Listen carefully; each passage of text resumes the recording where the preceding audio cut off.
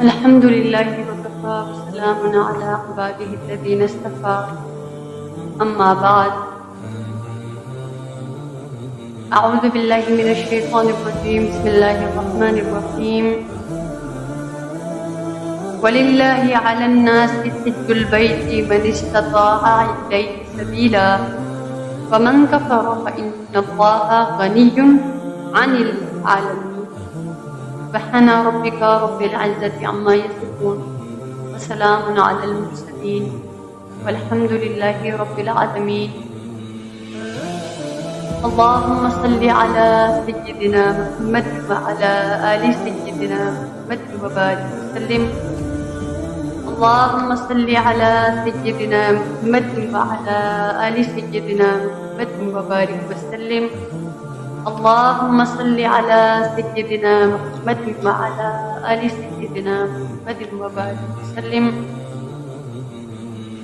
رب اشرح لي صدري ويسر لي أمري واحلل عقدة من لساني يفقه قولي ربي زدني علما ربي زدني علما ربي زدني علما اللهم أرنا الحق حقا وارزقنا اتباعه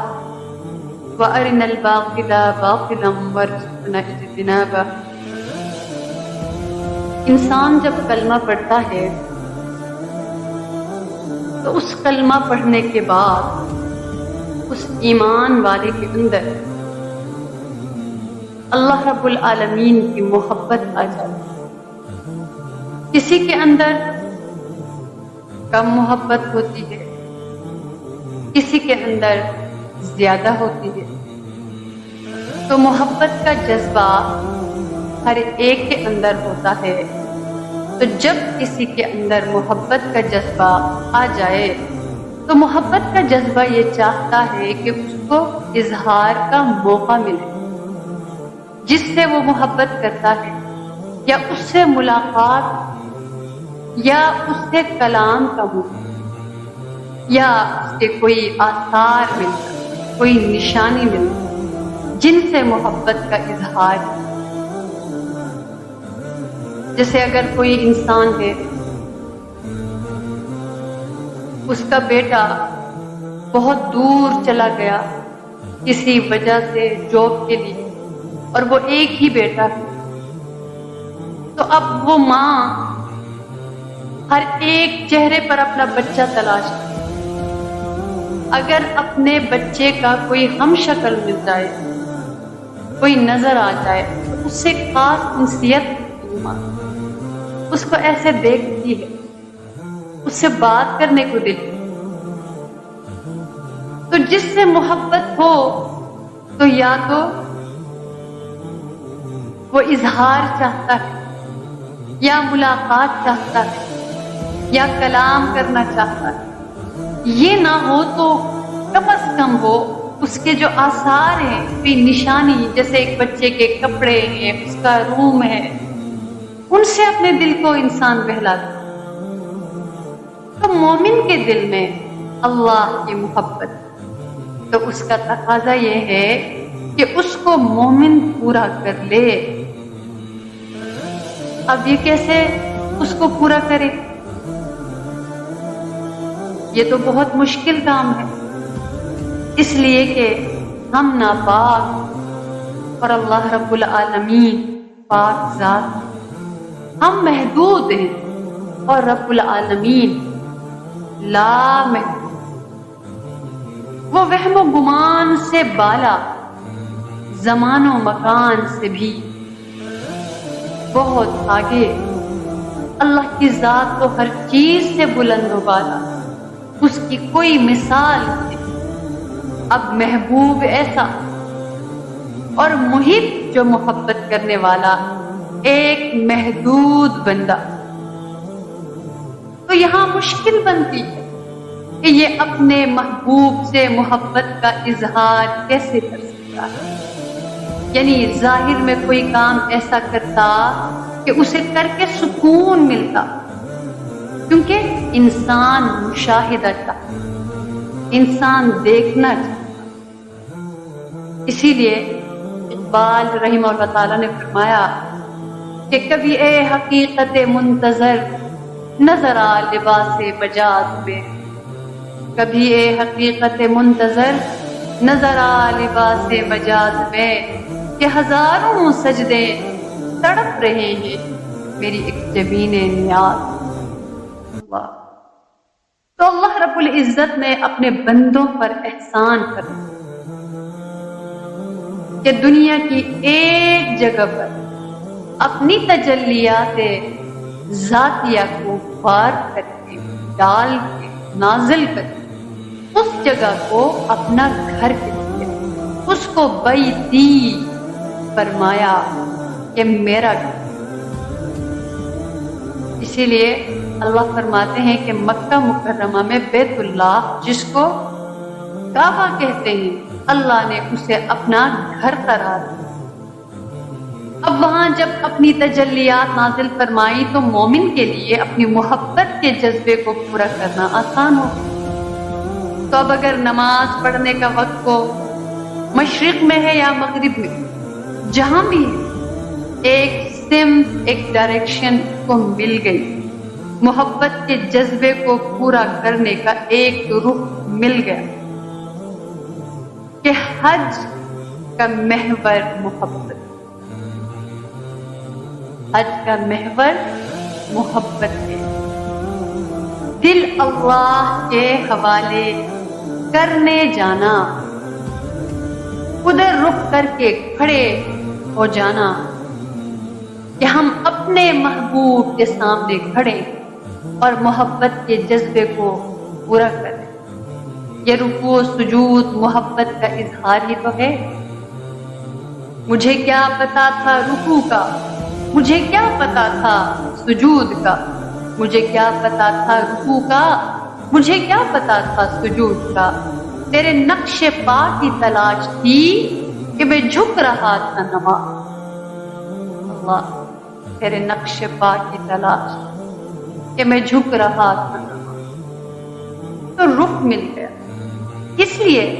بیت اللہ محبت الہی کو پورا کرنے کے لیے بہترین نشانی میں سے ایک نشانی۔ تو جو حج کا سفر ہو یہ عاشقانہ محبت کا سفر، اور اس کا فلسفہ یہی ہے کہ مومن نے کلمہ پڑھ کر اپنی محبت کا اظہار کیا تو اللہ رب العالمین نے آزمایا کہ یہ اپنی محبت میں سچا ہے یا نہیں۔ ساری دنیا آزماتی، ہم کسی کو تھوڑے پیسے دے کر کوئی چیز خرید رہے ہوتے ہیں، اس کو بھی دیکھتے ہیں کہ کچا ہے کہ پکا، ہم بھی اس چیز کو دیکھتے ہیں، تو اللہ بھی تو دیکھتے ہیں کہ ہم کچے ہیں کہ پکے، ایمان کے اعتبار۔ تو اس کے لیے اللہ رب العالمین نے مومن سے امتحان لیا۔ اب جو امتحان اللہ نے مومن سے لیا، جو اس طور پر اعمال بتائے، ایک کو کہتے ہیں مالی امتحان، ایک کو کہتے ہیں جانی امتحان۔ زکوٰۃ دینا مالی امتحان، تو مومن رجب اور شعبان کے مہینے زکوٰۃ نکال کر اس امتحان میں کامیاب ہو جاتا ہے، رمضان میں نکالتا ہے، کئی دفعہ پورے سال نکالتا ہے، آہستہ زیادہ زکوٰۃ، آہستہ تھوڑا تھوڑا کر کے پیسہ نکالتا رہتا ہے، لیکن عموماً وہ شروع کرتا ہے۔ پھر دوسرا امتحان جانی تھا، وہ رمضان المبارک کے مہینے میں لیا۔ مومن کو کہا نہ کھانا ہے نہ پینا ہے، کھاؤ گے بھی نہیں پیو گے بھی نہیں، یہ روزہ، تو یہ جانی امتحان، روزہ جانی امتحان۔ تو اس میں بھی مومن باز ہو گیا، اس کو بھی کر لیا۔ تو رب کریم نے فرمایا کہ اے میرے بندے، تم جانی امتحان میں بھی پاس ہو گئے اور مالی امتحان میں بھی، تو اب تم احرام باندھ کے آؤ میرے گھر کی طرف، میں تمہیں انعامات سے نوازوں گا۔ اب یہاں پہ اللہ رب العزت کچھ کو بلاتے ہیں، کچھ کو نہیں بلاتے،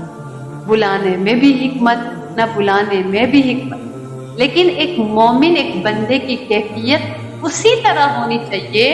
جو اللہ رب العزت چاہتے ہیں۔ جانا نہ جانا یہ ایک بات ہے، لیکن ان مہینوں کی قدر کرنا، ان مہینوں میں اعمال کرنا، ان برکتوں کو سمیٹنا، دعاؤں کا اہتمام کرنا اور وہ دعائیں مانگنا، اور اپنی دعاؤں میں اس دعا کو بھی شامل کرنا کہ یا اللہ آپ کے عشاق اس وقت مکہ میں اور بہت سارے مدینہ منورہ میں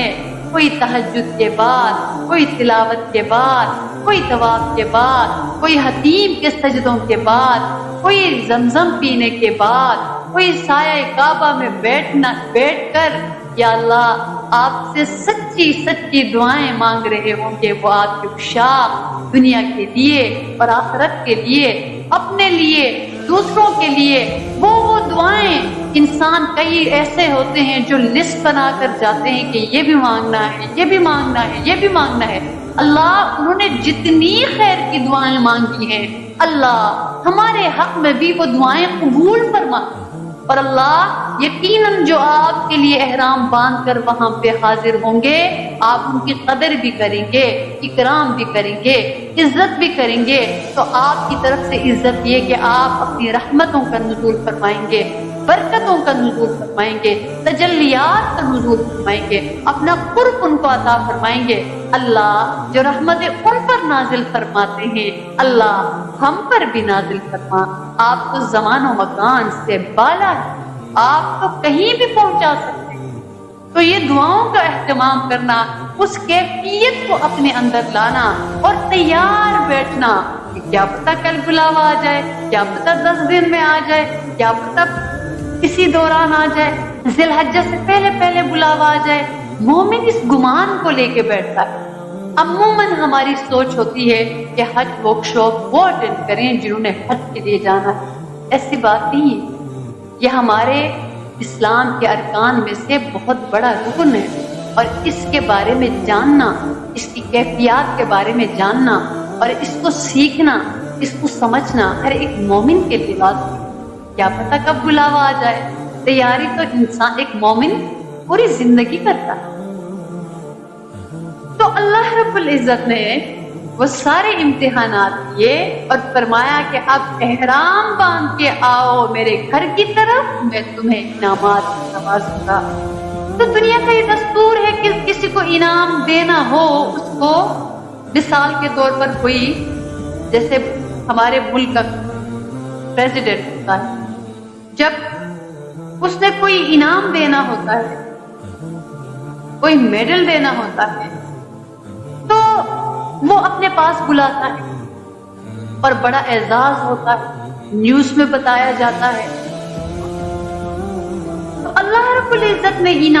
ایمان والوں کو انعام دینے کے لیے بیت اللہ بلا لیا، جو کہ اللہ رب العالمین کا، سمجھ لیجئے گا کہ ایک صدارتی محل کی مانند ہے۔ اللہ تو محبت کے انداز ہوتے ہیں۔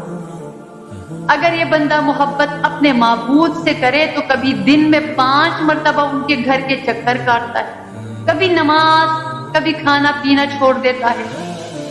جیسے روزہ، کبھی ان کے در پہ آ کر پڑاؤ ڈالتا ہے جیسے کہ اعتکاف، کبھی اپنا آپ ان کی محبت میں لٹا دیتا ہے، اپنا مال زکوٰۃ و خیرات کی صورت میں، کبھی اپنا قیمتی لباس چھوڑ کر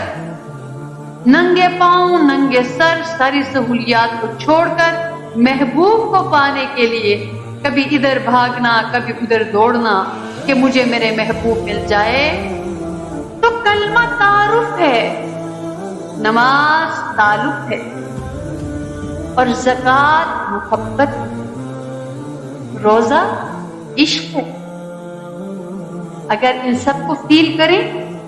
کلمہ تعارف ہے، کلمے کی وجہ سے ہم مسلمان ہو گئے، ہمارا تعارف ہو گیا کہ ہم مسلمان ہو، سارا کفر چھوڑ کے، شرک چھوڑ کے، بت پرستی چھوڑ کے اس نے اسلام کیا، کلمہ، یہ تعارف، نماز، تعلق، اللہ سے تعلق کا بہترین ذریعہ، اللہ سے ملاقات اور تعلق کا بہترین ذریعہ۔ اور زکوٰۃ محبت ہے تو وہ مال نکالتے۔ کتنے ایسے لوگ ہیں زکوٰۃ نہیں دیتے، لیکن جن کو محبت ہو وہ زکوٰۃ بھی دیتے ہیں، زکوٰۃ کے اوپر بھی رکھ کے دیتے ہیں کہ کیا پتا کم نکل جائے، کیا پتا اس سے زیادہ زکوٰۃ ہو، اسی گمان میں زیادہ زکوٰۃ دیتے، اور اللہ بھی پھر ان کے ساتھ زیادہ محبت۔ اور روزہ عشق ہے، جس طرح ایک عاشق ہوتا ہے، جب اس کو عشق ہو، ایک ماں کو اپنی اولاد سے عشق ہوتا ہے نا، تو اگر اس کا بچہ بیمار ہو، اس ماں کو کھانے کا ذائقہ محسوس نہیں ہوتا۔ تو روزہ عشق ہے، عشق میں ڈوب کر وہ اللہ کے لیے بھوک اور پیاس برداشت کرتا ہے۔ اور حج یہ جنون، دیوانگی، اگر ظاہری طور پر بھی دیکھا جائے یہ دیوانگی کی ایک صورت ہے کہ عام طور پر اگر بندہ اس طرح پھرتا ہوا نظر آئے، ایسے لباس میں نظر آئے، ایسے دوڑتے ہوئے نظر آئے، ایسے کام کرتے ہوئے نظر آئے، لوگ کہیں کہ یہ کیا کر رہا ہے، لیکن یہ اللہ کا حکم ہے، اللہ کے رسول نے ہمیں یہ طریقہ سکھا دیا، تو یہ ایک جنون کسی کے۔ تو رمضان المبارک کام کا مہینہ اور ذوالحجہ انعام کا مہینہ ہے، اس لیے انعام کے مہینے میں غافل نہیں رہنا۔ وہاں تو جانے والے غافل رہ ہی نہیں سکتے، لیکن بعض جو سیکھے بغیر جاتے ہیں وہ وہاں پہ بھی جا کے غفلت کا شکار ہوتے ہیں، لیکن جو یہاں پہ بھی وہ بھی غافل نہ رہیں، یہ برکتیں نازل ہوا۔ تو ذوالحجہ انعام کا مہینہ، تو جو اللہ کے گھر جاتے ہیں وہاں جا کر وہ انعام پائے، اور وہ سفر عاشقانہ سفر، کیونکہ اس سفر میں عاشق محبوب کے لیے سب کچھ چھوڑ دیا، گھر بار کو چھوڑ دیا، بچوں کو اس نے چھوڑ دیا، دوست احباب کو چھوڑ دیا، یہاں تک کہ جو کپڑے پہنتا تھا وہ زیب و زینت بھی چھوڑ دی، اور چند سادہ کپڑوں پہ آ گیا، پھر تلبیہ پڑھتے ہوئے حاضری۔ بہت خوبصورت۔ اللہ رب العالمین ہر ایک کو نصیب فرمائے، اور جس طرف سفر ہے وہ حرم مکہ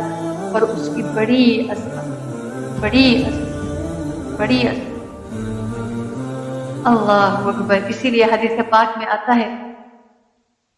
نبی کریم صلی اللہ علیہ وسلم نے فرمایا کہ میری امت جب تک اس حرم مقدس کا پورا احترام کرتی رہے گی اور اس کی حرمت اور تعظیم کا حق ادا کرے گی، خیریت سے رہے گی، اور جب اس میں یہ بات باقی نہ رہے گی تو وہ برباد۔ یعنی شعائر اللہ کی عظمت اتنی بڑی چیز ہے، ہم عظمت، ہم ادب، ہم ان چیزوں کو کچھ نہیں سمجھتے، لیکن اللہ کے محبوب صلی اللہ علیہ وسلم نے فرمایا اسی سے روحانی دولت ملتی ہے، اسی سے روحانی طاقت ملتی ہے، اسی سے محبت گہری ہوا کرتی ہے۔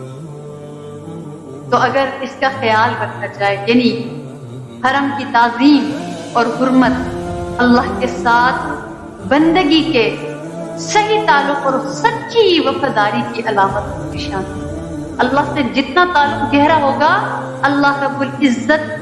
کے جو شاعر ہوں، شاعر اللہ، وہ ان کی عظمت اس انسان کے اندر اتنی ہی گہری ہوگی۔ جب تک یہ چیز اجتماعی حیثیت سے امت میں باقی رہے گی، یعنی سب مسلمانوں امت کے اندر، تو اللہ تعالیٰ اس امت کی نگہبانی فرمائیں گے اور وہ دنیا میں سلامتی اور عزت کے ساتھ رہے گی۔ اور جب امت کا یہ بیہیویئر ہو جائے کہ وہ اس کی وہ سوچ ہی بدل جائے، وہ بھی تو گھر ہے، چلو جی وہاں پہ کسی اس مقصد کے لیے جائے، تو اگر یہ سوچ بن جائے اور خانہ کعبہ اور حرم مقدس کی حرمت اور تعظیم کے بارے میں کمی آ جائے گی، تو پھر امت اللہ تعالیٰ کی نگہبانی سے نکل جائے گی، اس کی زندگی میں بے برکتی آ جائے گی۔ اس لیے بخاری اور مسلم شریف کی ایک روایت ہے، اس کا ایک حصہ ہے، نبی کریم صلی اللہ علیہ وسلم نے فرمایا کہ یہ شہر مکہ اللہ نے اس کو اسی دن سے محترم قرار دیا جس دن کے زمین و آسمان کی تخلیق ہوئی، یعنی جب اللہ نے زمین و آسمان کو پیدا کیا، اسی وقت زمین کے اس ٹکڑے کو جس پر مکہ معظمہ آباد ہے، اس کے آس پاس کے علاقہ جس کو حرم کہا ہے، تو اللہ نے اس سب کو احترام، واجب الاحترام قرار دیا۔ لیکن اللہ کے اس حکم سے قیامت تک کے لیے اس کا ادب اور احترام واجب ہے۔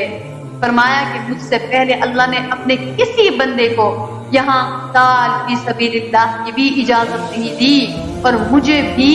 دن کے تھوڑے وقت کے لیے اس کی عارضی اور وقتی اجازت دے دی گئی فتح مکہ کے موقع پر، اور وہ وقت ختم ہو جانے کے بعد اب قیامت تک کے لیے یہاں قتال اور ہر وہ کام اور عمل جو اس مقدس جگہ کے احترام کے خلاف ہو وہ حرام ہے۔ یہاں تک فرمایا اس علاقے کے خاردار جھاڑ بھی نہ کاٹے چھانٹے جائیں، یہاں کے کسی قابل شکار جانور کو بھی پریشان نہ کیا جائے، اگر کوئی گری پڑی چیز پر نظر پڑے تو اس کو وہی اٹھائے جو قاعدے کے مطابق اس کا اعلان کرے، یعنی وہ حقدار تک پہنچائے یا اس کی کوشش کرے، اور یہاں کی سب گھاس بھی نہ کاٹی اکھاڑی جائے۔ اللہ، یعنی ایک عظمت کے بارے میں کہ اس گھر اس در کی کتنی عظمت ہے۔ اسی لیے ایک اور روایت میں فرمایا رسول کریم صلی اللہ علیہ وسلم نے کہ حضرت عبداللہ بن ادی رضی اللہ تعالیٰ عنہ سے روایت ہے کہ میں نے رسول کریم صلی اللہ علیہ وسلم کو دیکھا کہ آپ مکہ میں ایک جگہ، ایک ٹیلا، اس پر کھڑے تھے اور مکہ سے مخاطب ہو کر فرما رہے تھے کہ اللہ کی قسم تو اللہ کی زمین میں سب سے بہتر جگہ ہے اور اللہ کی نگاہ میں سب سے زیادہ محبوب ہے، اگر مجھے یہاں سے نکلنے اور ہجرت کرنے پر مجبور نہ کیا گیا ہوتا میں ہرگز تجھے چھوڑ کے نہ جاتا۔ یعنی اس قدر اللہ رب العزت کے رسول کو وہ شہر محبوب تھا۔ تو اس لیے ایک تو مکہ کی عظمت بہت ہے جہاں اللہ تعالیٰ اس کو جانے کی توفیق دیتے ہیں، اور پھر وہاں پہ کیا کرنے جاتا ہے؟ حج کرنے جاتا ہے۔ تو اسلام کے 5 ارکان میں سے آخری رکن تکمیلی وہ حج بیت اللہ، اور یہ حج کیا ہے؟ ایک مقررہ وقت پر اللہ کے دیوانوں کی طرف اللہ کے دربار میں حاضر ہونا اور اس کے خلیل حضرت ابراہیم علیہ السلام اداؤں اور طریقوں کی نقل کر ان کے سلسلے سے اپنی وفاداری کا ثبوت دینا کہ جو انہوں نے کیا ویسا ہی کر کے ان سے اپنی وفا کا ثبوت دینا، اور اسی جذبے کے ساتھ، اسی کیفیت کے ساتھ ان عبادات میں حصہ لینا، اس رنگ میں رنگ جانے کا نام، اس رنگ میں رنگ جانے کا نام۔ اس لیے کس قدر ضروری ہے وہاں پہ سیکھ کر جانا۔ ویسے تو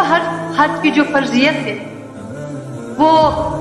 9 ہجری میں اس کا حکم آیا،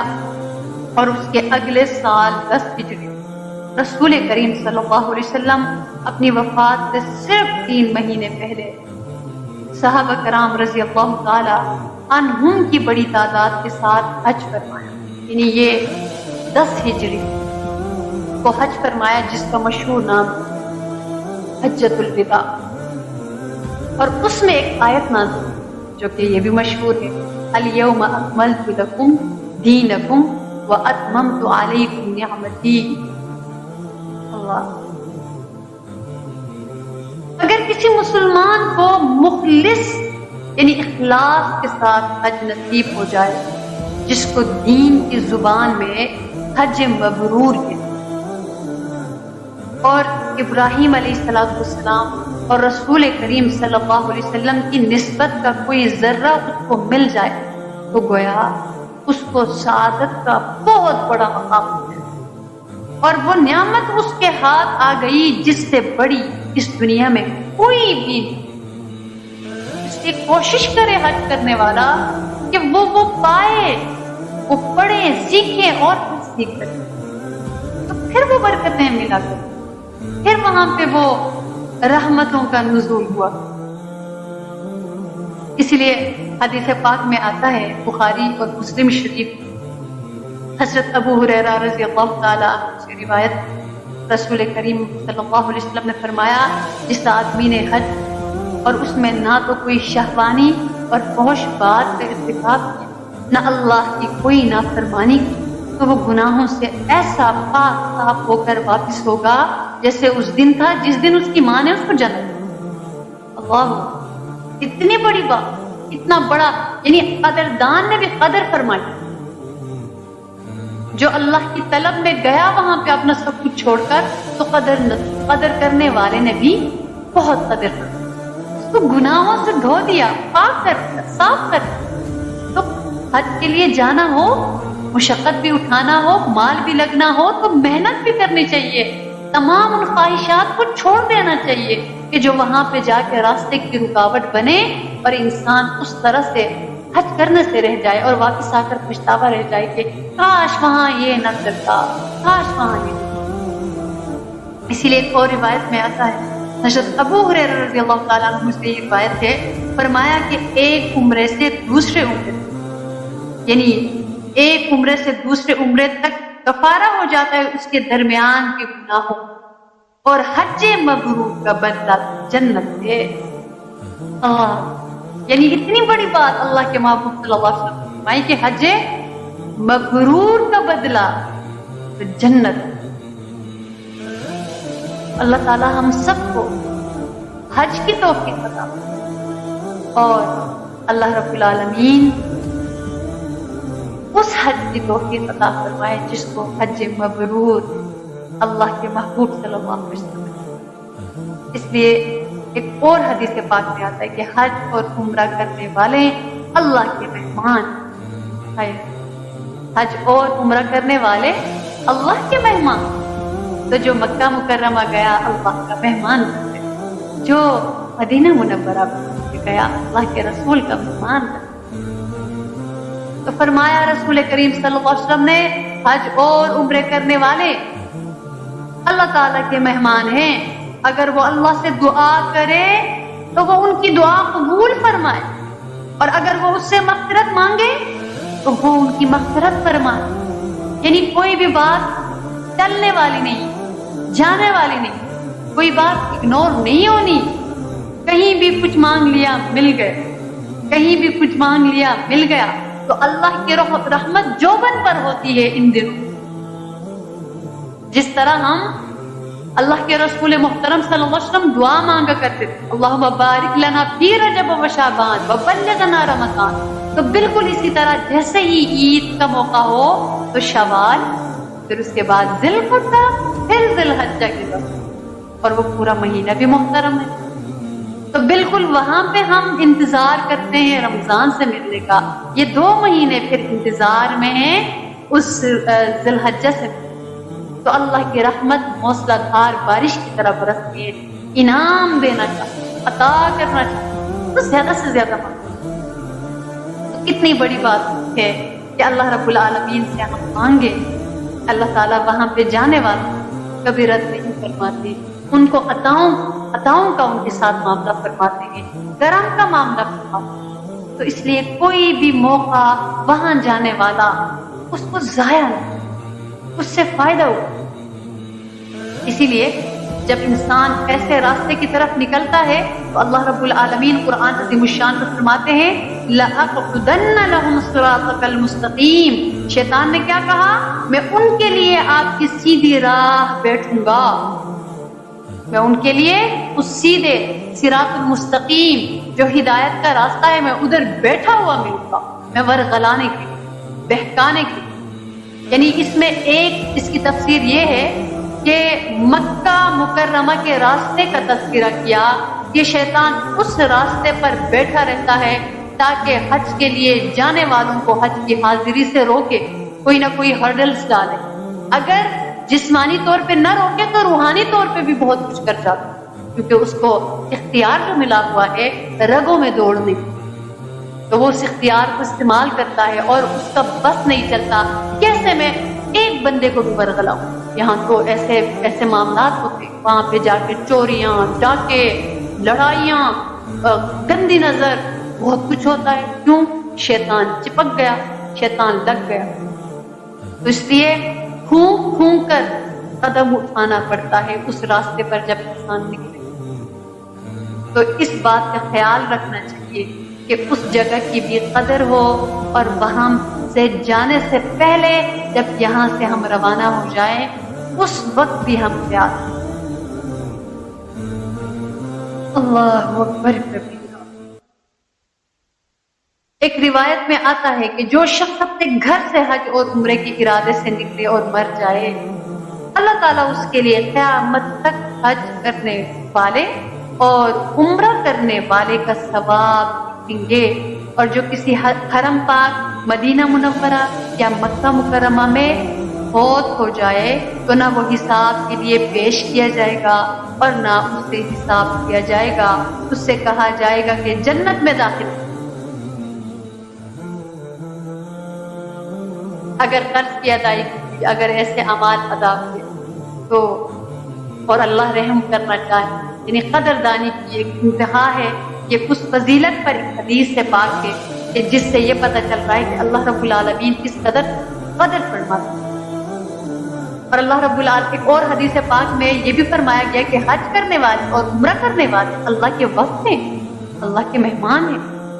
تو اس لیے اللہ کے مہمانوں کا کیا طریقہ ہونا چاہیے، کس طرح سے ان کو جانا چاہیے، کس طرح سے ان کی گفتگو ہونی چاہیے، کس طرح سے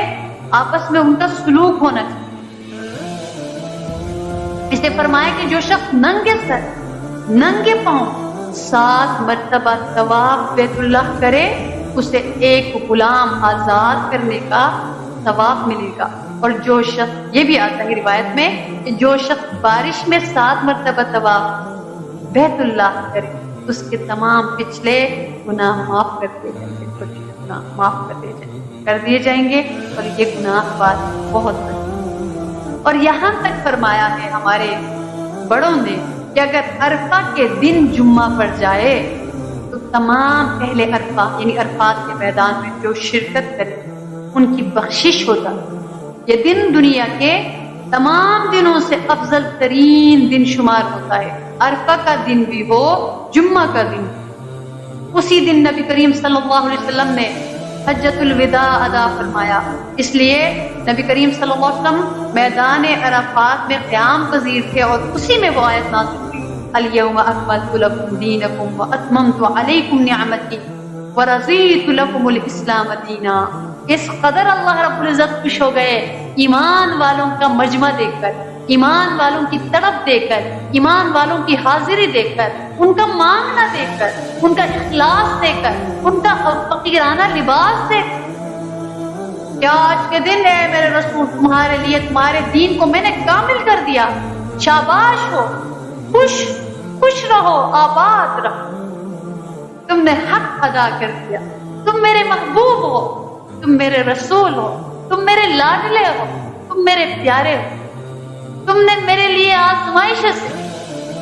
تم نے میرے لیے کفار کو اپنے چچا کے سامنے کہا، اے چچا میرے ایک ہاتھ میں یہ سورج کو رکھ دے، دوسرے ہاتھ میں یہ چاند کو رکھ دے، اور پھر بھی کہے کہ اللہ کی دعوت کو میں چھوڑ دوں، اللہ کے دین کو میں چھوڑ دوں، تو میں یہ نہیں کر سکتا. اے میرے رسول آپ وہ ہیں جن کو شیب ابی طالب پہ محصور کیا گیا. اے میرے محترم رسول آپ وہ ہیں جن کو طائف میں قرآن سینے سے لگا کر جانے پر پتھر مارا گیا. اے میرے رسول آپ وہ محترم ہیں جن کو ان کے گھر سے کعبۃ اللہ سے دور کر دیا گیا.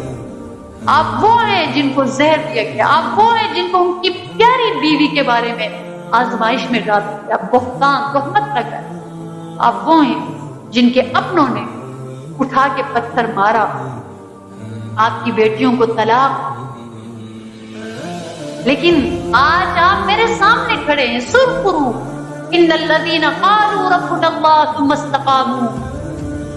جو کہتے ہیں میرا رب اللہ ہے، پھر ڈٹ جاؤ. تتنزل علیہم الملائکہ، اور ملائکہ کیا، میں اپنی رحمت نازل کروں. تو آج کے دن تمہارے لیے تمہارے دین کو میں نے کامل کر دیا اور میں نے تم پر اپنا انعام تمام کر دیا اور میں نے اسلام کو تمہارا دین بننے کے لیے پسند کر لیا۔ اگر یہاں اس آیت کی کیفیت اور لہجہ دیکھیں تو ایسا لگتا ہے جیسے ایک بندہ بہت خوشی ملنے پر بہت سرور میں ہوتا ہے، جوش و جذبے پہ ہوتا ہے، خوشی کی انتہا کو پہنچا ہوا ہوتا ہے، اور پھر اس کے پاس اختیار بھی ہوتا ہے کہ جو وہ کہہ رہا ہے وہ ہوگا اور ہاتھوں ہو، اور پھر وہ خوشی سے کہہ بھی دے، دل و جان سے خوش ہو اور خوش ہو کر سرور سے کہے۔ تو بالکل ویسے ہی کیفیت اس آیت کی ہے کہ جو اپنے رسول محترم کو مخاطب کرتے ہوئے رب العالمین، رب کائنات، رب رسول محترم کہ اتنی بڑی بات فرما رہے ہیں، آج کے دن تمہارے لیے تمہارے دین کو کامل اور تم پر اپنا انعام تمام کر دیا اور میں نے اسلام کو تمہارا دین بننے کے لیے پسند کر دیا۔ اللہ اکبر۔ تو اس آیت کے نزول کا علم جب پہلے کتاب کو ہوا تھا نا، مسلمانوں سے کہنے لگے کہ اگر یہ آیت ہم لوگوں پر نازل ہوتی تو ہم نزول کے دن کو عید کا دن قرار دے لیتے کہ اتنی بڑی بات آ گئی ہے مسلمانوں کے لیے، جاننے والے علم والے، ان کو پتا تھا یہ کیا بات ہے، ہم عید قرار دے لیتے۔ یہ سن کر حضرت عمر رضی اللہ عنہ نے فرمایا کہ میں گواہی دیتا ہوں کہ یہ آیت مبارکہ 2 عیدوں کے دن نازل، 2 عیدوں کے دن نازل، یعنی عرفہ کا دن بھی تھا اور جمعے کا دن۔ اس وقت یہ آیت نازل جب رسول کریم صلی اللہ علیہ وسلم عرفات کے میدان میں تشریف فرما۔ اس لیے رسول کریم صلی اللہ علیہ وسلم کی یہ دعا منقول ہے کہ اللہ حجاج اور ان لوگوں کی جن کے لیے حجاج یعنی حاجی دعائے مغفرت کریں، اللہ مغفرت کرے، یعنی حاجی جن کے لیے دعا کرے ان کی بھی اور ان حاجیوں کی بھی، اے پروردگار مغفرت۔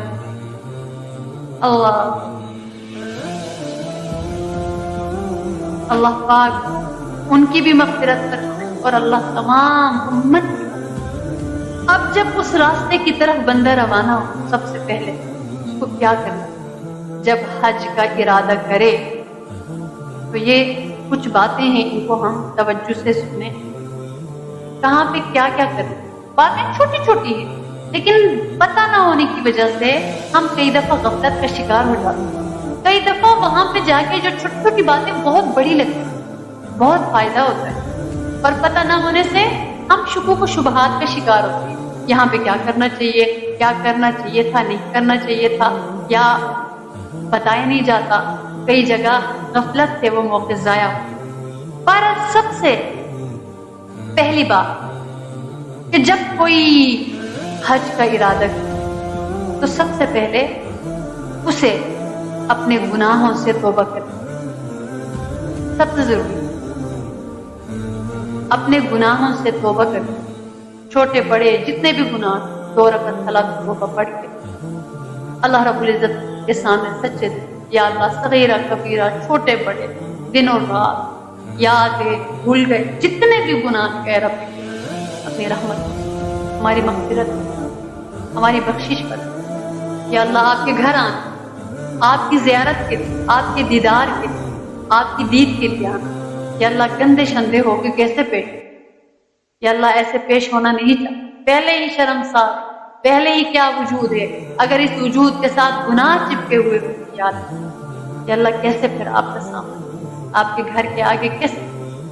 یا اللہ مغفرت کر، بخشش کر، بلا لیا پروردگار تیاری کی توفیق، یا اللہ جیسے ایک بچی کی شادی ہوتی ہے، اس کے ماں باپ اس کا جہیز تیار ہے، وہ بچی اپنے لیے خود بھی تیار کر دیجیے آج کل حالات میں، تو یہ ایک جہیز تیار ہے، وہ کیا ہے؟ اپنے آپ کو صاف ستھرا دھلا اجلا کر کہ گناہوں سے توبہ آئی، اور لوگوں کی جو حق تلفی کی تھی، ان کا حق مارا تھا، ان کا حق واپس کر، سوچ لینا چاہیے کہ کس کا کیا حق میرے اوپر ہے۔ چاہے وہ اولاد ہیں، بہن بھائی، دوست احباب، جن کا جو بھی حق مارا ہے، زبانی طور پہ مارا ہے، مالی طور پہ مارا ہے، کسی حد ان کا حق ان کو واپس کرنا چاہیے، اور پھر قرض خواہوں کا قرض ادا کرنا چاہیے، کوشش کرنی چاہیے، کیونکہ قرآن پاک میں فرمایا کہ ان پر ہے من استطاع الیہ سبیلا، جو وہاں جانے کی استطاعت رکھتا ہے وہ جا سکتا ہے نا، تو اپنے قرضوں کو ادا کرے، اور جن لوگوں کا اس کے ذمے حق ہے، یعنی جن کے اوپر وہ خرچ کرتا ہے، جیسے وہ باپ یا کئی گھروں میں ماں یہ ذمہ داری، تو جو ذمے نفقہ ہے حج سے واپسی تک کے لیے ان کے اخراجات کا انتظام کریں، کہ جو بھی ایکسپنسز ہوتے ہیں، جو بھی پورے 40 دن جتنے بھی دن کے لیے وہ جا رہا ہے یا وہ جا رہی ہے، اپنے ذمے اپنے تمام معاملات کو کلیئر کریں۔ اگر کسی کی کوئی امانت اس کے پاس موجود تو وہ واپس کر دے، اس امانت کو اپنے پاس نہیں رکھے تو واپس کر دے، وہ امانت واپس کر دے۔ جائز کمائی سے اتنی رقم اپنے ساتھ رکھنی چاہیے جس میں وہاں پر جا کر راستے میں جو بھی یعنی تنگی نہ ہو، تنگی کی کوئی نوبت نہ آئے، بلکہ اتنی رقم ہونی چاہیے جس سے تھوڑا بہت وہ کھلا خرچ کر سکے، وسعت کرے، فقراء پہ وہاں پہ جا کے راستے میں مساکین کی مدد کرے۔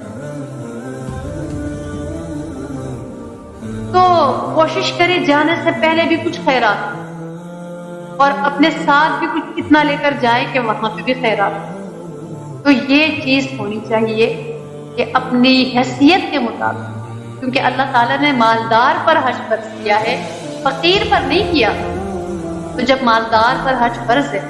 تو اس کو چاہیے کہ یہ سب لوازمات، ان تمام چیزوں کا اہتمام کرے۔ ایک تو یہ بات کہ معافی مانگنا اپنے لیے بھی، دوسروں سے بھی، اور جو حقداروں کا حق دے دینا، امانت واپس کر دے دینا، اور کچھ صدقہ خیرات کر دینا، اور اس طرح سے نکلنا چاہیے،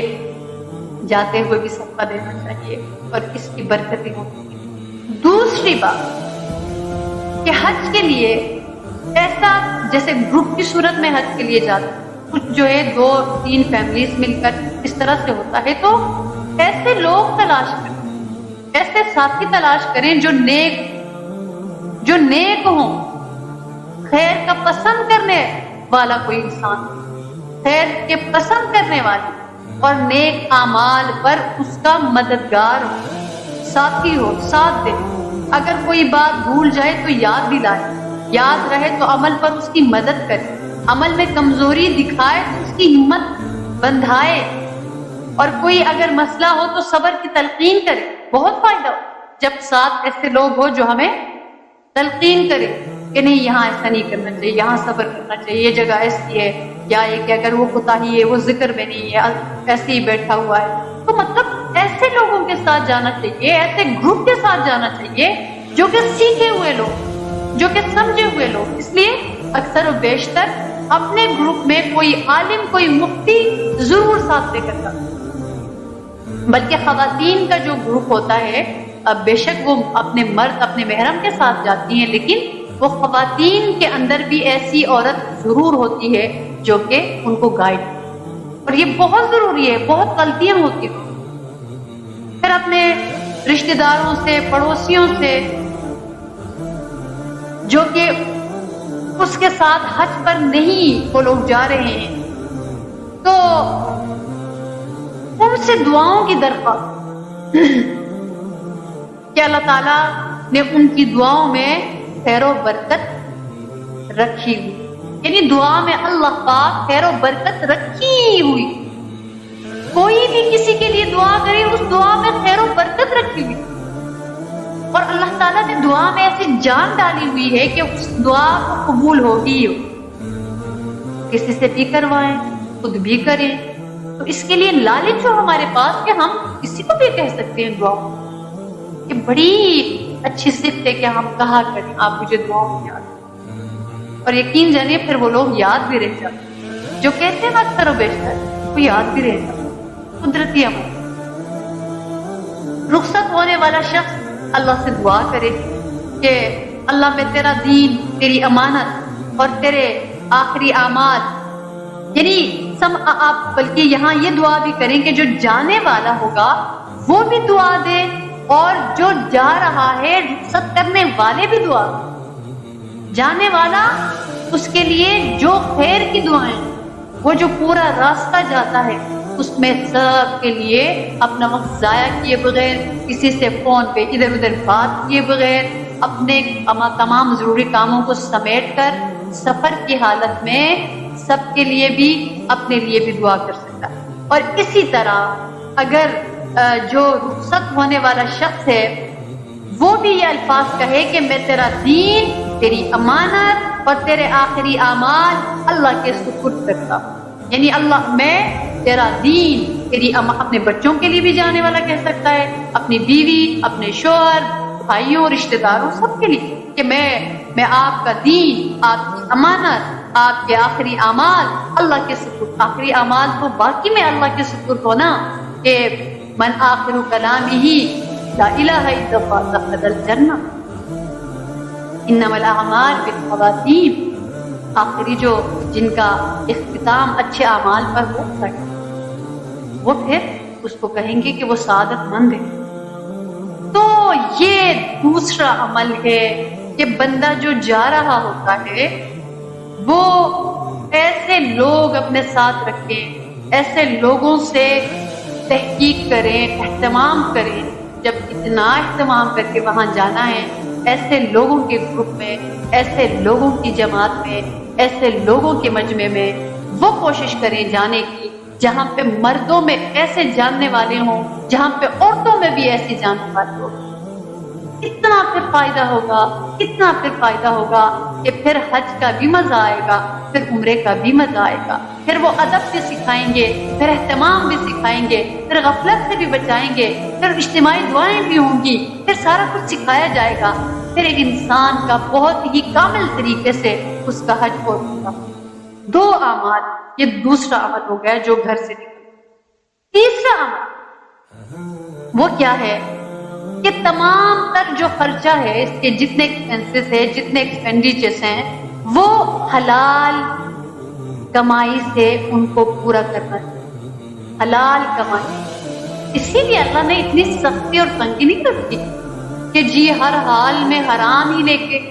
اور قرض ہی لے کے اور کسی کا ہتھیایا ہوا مال ہی لے کے جائے، یہ تو منع ہے۔ وہ مال لے کر جائے جو کہ اپنی حلال کمائی سے جمع کر کے اس مال کو، اور سفر کے دوران ایسا کوئی اور مقصد ساتھ نہ رکھے جس سے دل بٹے، جس سے افکار پریشان ہو، یعنی فکر پریشان ہو، بلکہ دل و دماغ اللہ کی یاد میں مصروف، دنیا کے غم میں مبتلا نہ ہو، کہ کوئی ایسا کام ساتھ لے کے نہیں جانا چاہیے، کوئی ایسی چیز سوچ کے نہیں جانا چاہیے کہ وہاں جانا تو ہے، وہ تو ہوتا ہے، لوگ وہاں پہ جا کے شاپنگ کرتے ہیں، اپنے رشتہ داروں کے لیے کچھ لے کے آتے ہیں، وہ موقع ملے وہ تو ہوتا ہے، لیکن ایک مقصد بنا کے وہاں پہ جا کے جی یہ تو لازماً کرنا ہے اور اسی لیے جا رہے ہیں، یا ایک اس بڑے کام کو بھی نمٹانا ہے، کوشش ایک مومن یہ کرے، اپنی نیت ایک طرف رکھے، ہٹ کے ایک طرف رکھے، یعنی یہ نہیں بتایا گیا کہ وہاں پہ جا کے خریداری کرنا ناجائز ہے، شاپنگ کرنا ناجائز ہے، کچھ لینا ناجائز ہے، ایسی بات نہیں ہے، یہ ایک کیفیت کی بات ہو رہی ہے کہ جب بندہ جائے خالص نیت کر کے جائے کہ یا اللہ میرا آنا تیرے لیے، اللہ میرا حاضر ہونا تیرے لیے، دل و دماغ اللہ کی یاد میں مصروف ہو اور دنیا کے غم میں مبتلا نہ ہو۔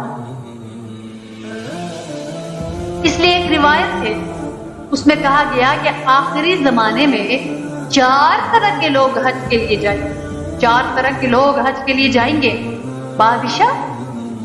سیر و تفریح کے لیے، مالدار تجارت کے لیے، فقراء مانگنے کے لیے، اور پڑھے لکھے شہرت کے لیے۔ اللہ اکبر! اگر آج کل دیکھیں یہ باتیں صادقانہ، کیونکہ لوگ جب جاتے ہیں دبئی جاتے ہیں، وہاں سے ہوتا ہے کہ چلیے ادھر آ گئے، وہاں پہ بھی چلے جاتے ہیں، قریب آ گئے چلیے جی عمرہ کر لیتے ہیں۔ چلے اس عمرہ کے بعد ایک انسان اگر اپنے سارے افعال سے فارغ ہو کے دبئی جانا چاہے، کسی اور جگہ جانا چاہے، کسی اور شہر جانا چاہے، کسی اور ملک جانا چاہے، مرضی ہے، وہ الگ، ہر ایک کی اپنی زندگی، اپنا اختیار، اپنا بیلنس، لیکن اس لیے جانا کہ تفریح کے لیے جانا ہے، سیر کے لیے جانا کہ جو اس مقصد کے، اور یہ بھی ہے، اور دوسرا مالدار تجارت کے لیے یہ بھی بہت زیادہ ہوتا ہے، اور فقراء مانگنے کے لیے وہاں پہ دیکھتے ہیں، وہاں پہ لٹرلی پاکستانی عورتیں ہوتی ہیں وہ عبایوں میں، اور وہ اردو میں پنجابی میں مانگ رہی ہو کہ جو مسجد نبوی میں، جو کعبۃ اللہ میں انسانوں کے آگے دامن پھیلائے اور جھولی پھیلائے، خود انسان کو چاہیے دے دے، وہاں زیادہ سے زیادہ صدقہ کرے، زیادہ سے زیادہ کچھ نہ کچھ دے دے، لیکن جو مانگنے کے لیے ہاتھ پھیلائے تو وہ اس ارادے سے جاتے کہ حج کا سیزن ہے، جاؤ جی مانگو، کچھ تو ملے گا، دل نرم ہے، دے دیں گے۔ اور شہرت کے لیے اللہ، یہ تو بہت زیادہ ہے، بندہ وہاں پہنچتا نہیں ہے ٹک ٹاک پہ آ جاتا ہے، بندہ وہاں پہنچتا نہیں ہے یوٹیوب پہ آ جاتا ہے، بندہ وہاں پہنچتا نہیں ہے انسٹا پہ آ جاتا ہے، بندہ وہاں پہنچتا نہیں ہے، اس کی تصویریں سوشل میڈیا پہ وائرل ہو جاتی ہیں۔ اس لیے حج کا مقصد کیا ہے؟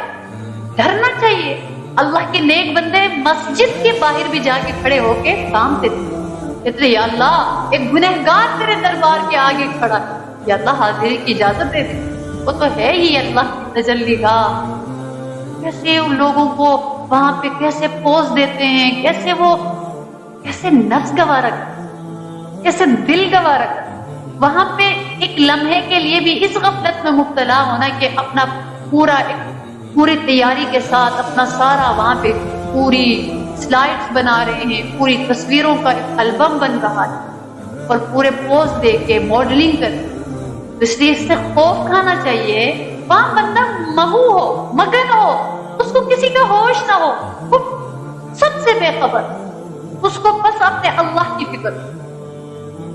اپنے اللہ کا تعلق اور فکر اپنے دل میں بسا کر۔ تو اس حدیث پاک میں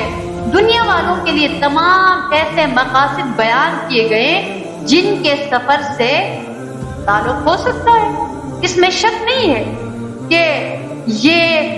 حج کے مقاصد کی فضیلت کا جو اس کا راستہ ہے اس پہ رکاوٹ بن جاتے، ایسی بات نہیں ہے۔ بندہ نیت اس کی کرے اور وہاں پہ جا کے جگہ بھی دیکھ لے، وہاں پہ شاپنگ بھی کریں، وہاں پہ تجارت بھی کریں، لیکن مقصد حج۔ لیکن اگر کیفیت کو دیکھے تو اس کا مقصد ہی حج، مقصد ہی عمرے کا، تو اس لیے یہ نیت ضرورت۔ اس لیے ایک روایت میں آتا ہے کہ اللہ تعالیٰ ایک حج کے ذریعے سے 3 آدمیوں کو جنت میں داخل فرمائیں گے: حج کی وصیت کرنے والا، اس وصیت کو نافذ کرنے والا، اور اپنے بھائی کی طرف سے وہ حج ادا کرنا۔ خیر اس کی ڈیٹیل کا موقع نہیں ہے، ہم نے کافی چیزیں بتا دی۔ اگلا عمل کہ یعنی نیت اور ارادہ اور مقصد کیا ہونا چاہیے؟ حج اللہ سے ملنے سے، اللہ کے دیدار سے، اللہ کے گھر دیکھ، اللہ کو راضی کرنے، بس نیت خالص۔ اور اگلا عمل کہ ذات راہ جو ٹریول ایکسپینسز ہے وہ زیادہ اور کھلا رہے، جو ذات راہ ہے، راستے کا جو خرچہ ہو، تنگی اور اسراف کے بغیر، یعنی تنگی اور اسراف کے بغیر خوشی اور اعتدال کے ساتھ جو کچھ اللہ کی راہ میں خرچ کر سکتا ہو کرے۔ یعنی اسراف سے یہ مراد کہ بہت عمدہ کھانا کھانا اور آسائش کے وہ تمام طریقے اختیار کرنا جو ایک مالدار کرتا ہے۔ اللہ کی راہ میں زیادہ خرچ کرنا اسراف نہیں کہلاتا،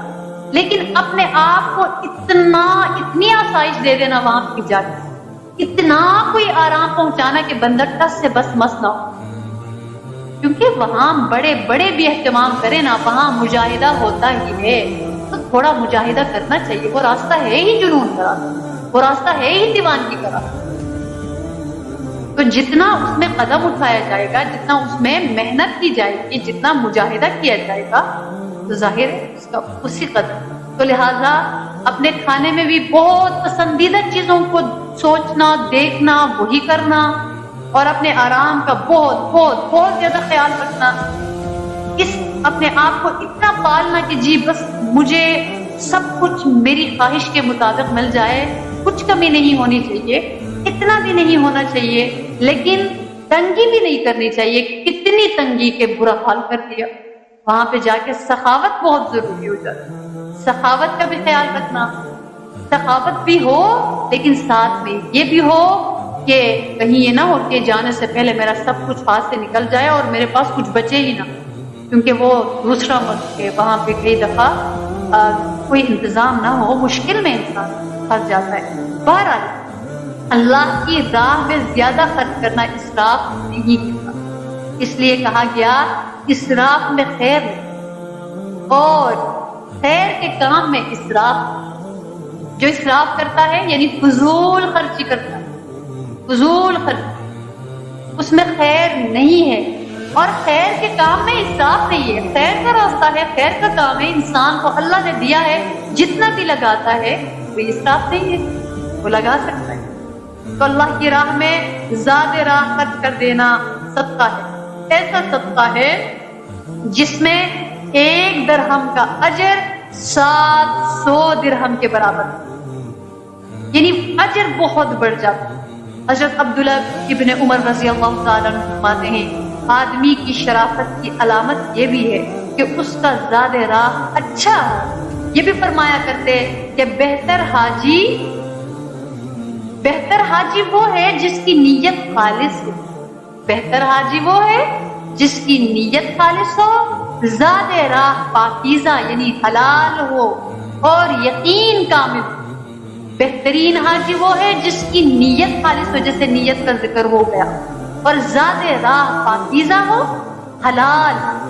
اور یقین کامل ہو کہ جس کے لیے میں جا رہی ہوں، میں جا رہا ہوں، میرے رب مان جائے، میرے رب عطا کرے،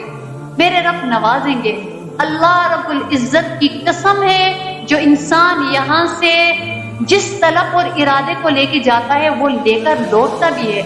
اس لیے کئی دفعہ لوگوں کو دکھ ہوتا ہے کہ ہم مکہ میں نہیں، ہم دور کیوں ہیں؟ اس میں حکمت نہیں ہوتی،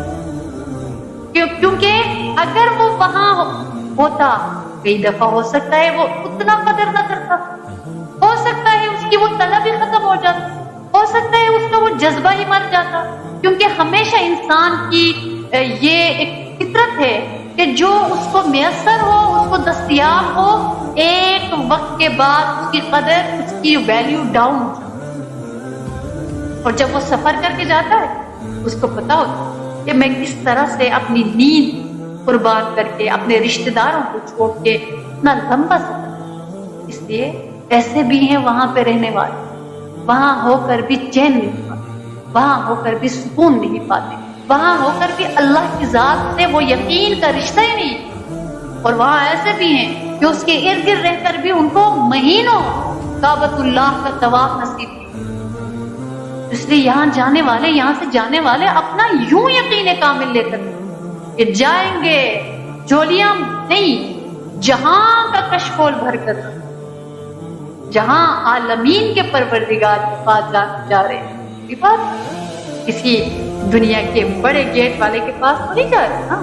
رب العالمین کا دروازہ ہے، وہاں تو حقوق ہے ہی نہیں، وہاں تو سخاوت، وہاں ان کے دربار، ان کے خزانوں میں وہ ہے جو دے دے دے دے دے کر بھی وہ خزانہ کم نہیں ہوتا، یہاں تک کہ لینے والا کہتا ہے کہ بس۔ تو اس لیے ایسا لے کے جانا چاہیے کہ جو کہ اچھا ہو۔ اور اگلا عمل جانے والا جو یہاں سے جا رہا کہ فحش کلامی، بدکاری، لڑائی جھگڑے سے بچنا، ان سے بچنا، کیونکہ اللہ رب العالمین نے خود فرمایا فَمَنْ فَرَضَ فِيهِنَّ الْحَجَّ فَلَا رَفَثَ وَلَا فُسُوقَ وَلَا جِدَالَ فِيهِ، یعنی پھر نہ کوئی جو جس پر حج فرض ہو جو حج کے لیے جائے، پھر نہ کوئی فحش بات جائز ہے، نہ کوئی بے درست بے حکمی بات درست ہے، اور نہ کسی قسم کا جھگڑا درست ہے، یعنی ان سے اوائڈ کرو۔ اللہ پاک نے جو فرمایا رفث، فسوق اور جدال، رفث ہر طرح کے لغو کلام اور کام کو شامل، یعنی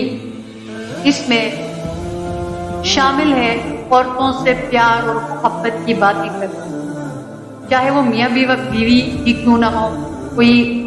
ان کا ایسا تعلق جڑنا کسی غیر سے بھی، کسی اور سے بھی،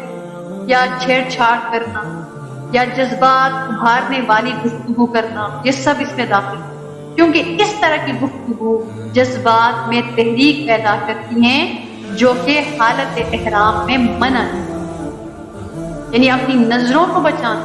اپنے کانوں کو بچانا، اپنی زبان کو بچانا، اپنے ارادے کو بچانا، اپنے خیالات کو بچانا، اپنے جذبات اور احساسات کو صاف رکھنا، پاک رکھنا، بچا کے رکھنا۔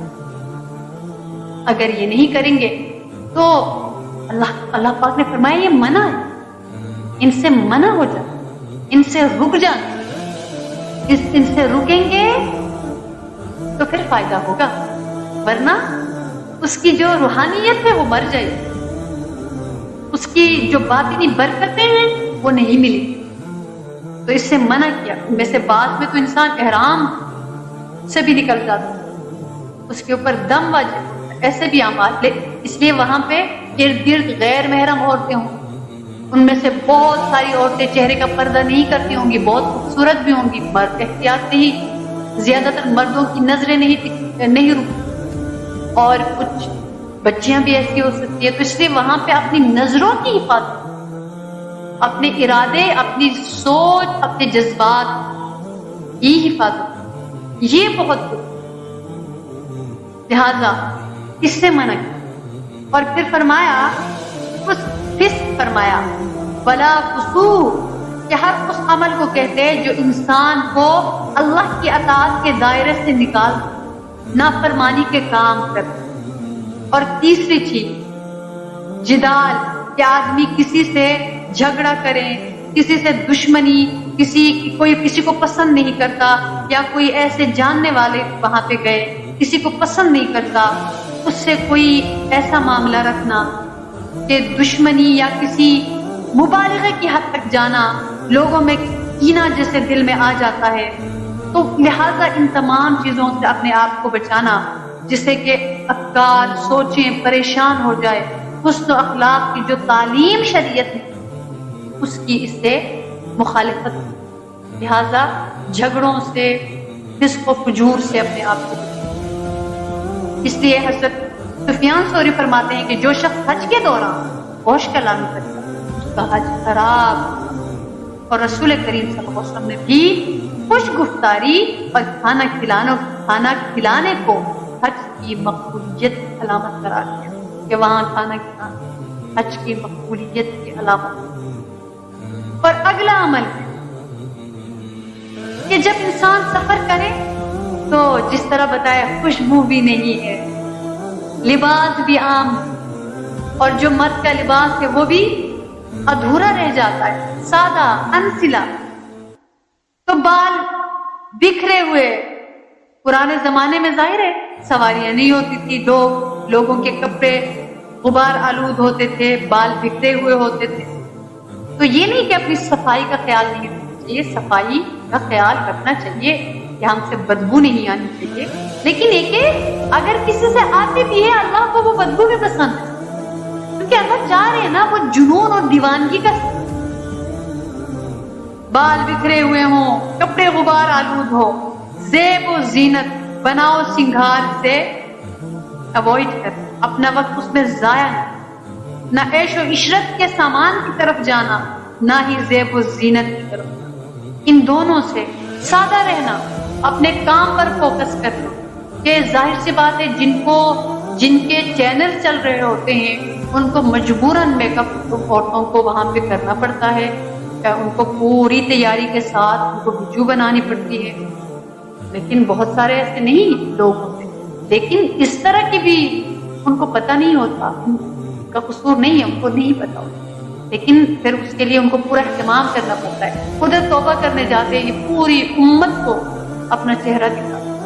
تو خیر ان چیزوں سے اوائڈ کرنا چاہیے. وہاں حسن و جمال یہ ہے کہ اپنے باطن کو خوبصورت کرنے کے لیے جاتا ہے انسان اور خوبصورت ہو کر آتا ہے. اسی لیے ایک روایت میں آتا ہے کہ حاجی وہ ہے کہ بال الجھے ہوئے ہیں.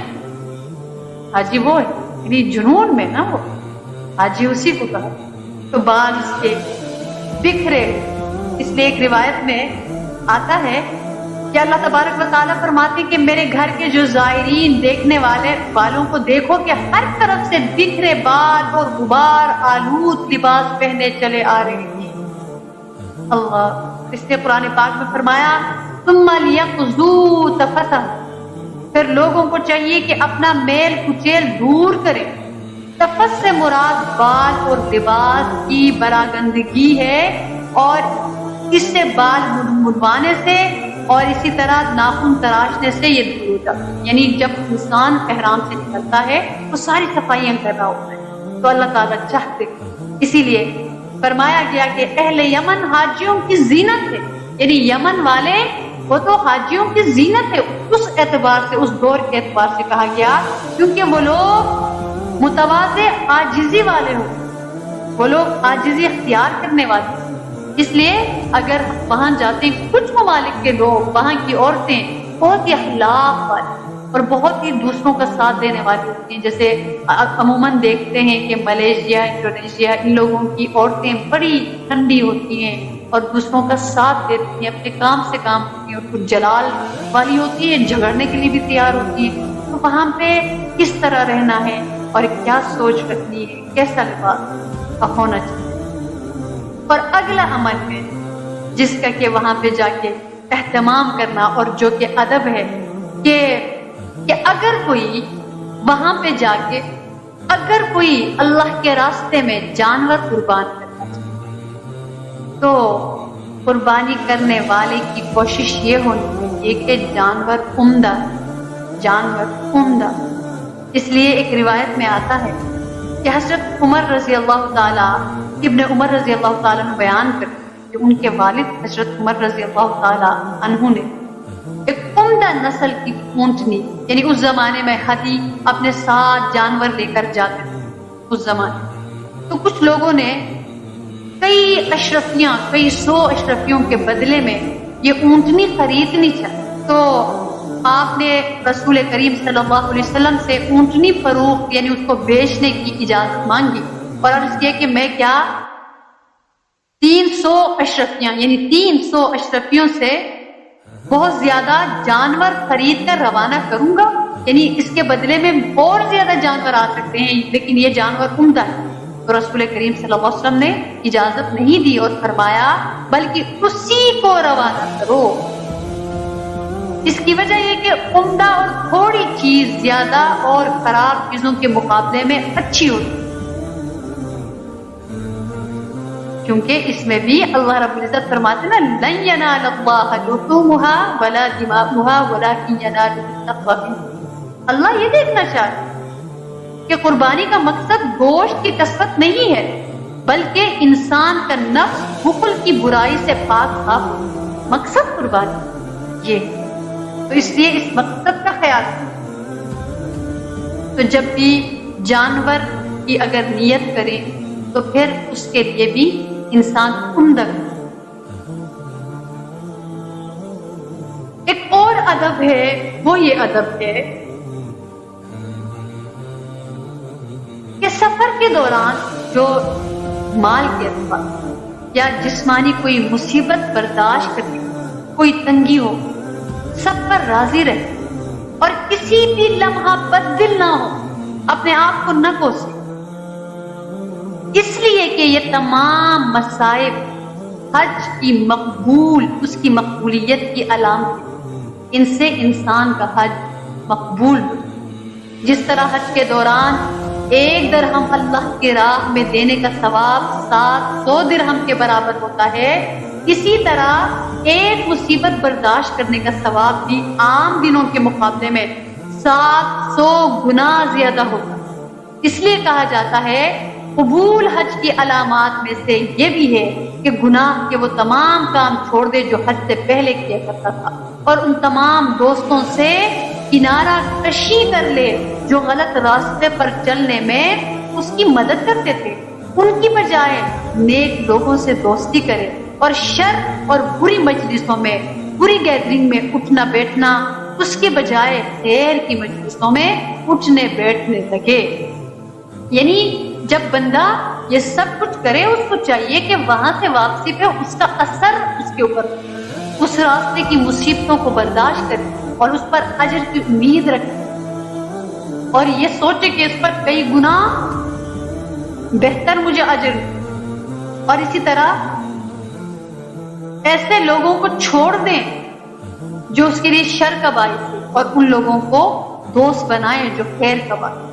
ایک اور چیز ہے حج کے لیے، اس راستے کے لیے، اور وہ ہے شوق، کہ اس کا بھی بہت اجر ہے کہ انسان کے اندر، یعنی اس کے اندر ایک شوق ہو اللہ سے ملنے، اور یہ جو شوق کا مرحلہ، یہ جذبہ اس یقین کے بعد پیدا ہوتا ہے کہ بیت اللہ اللہ رب العزت کا گھر ہے، اس نے اپنے گھر کو بادشاہ کے دربار کی طرح بنایا ہے، اس کی زیارت کرنے والا در حقیقت اللہ کی زیارت کرتا ہے۔ دنیا میں کی ہوئی یہ زیارت ضائع نہیں جاتی، بلکہ آخرت میں اس کا نتیجہ سامنے آتا ہے، یعنی دیدار الہی نصیب ہوتا ہے انشاءاللہ۔ اس لیے کہ دنیا میں آنکھ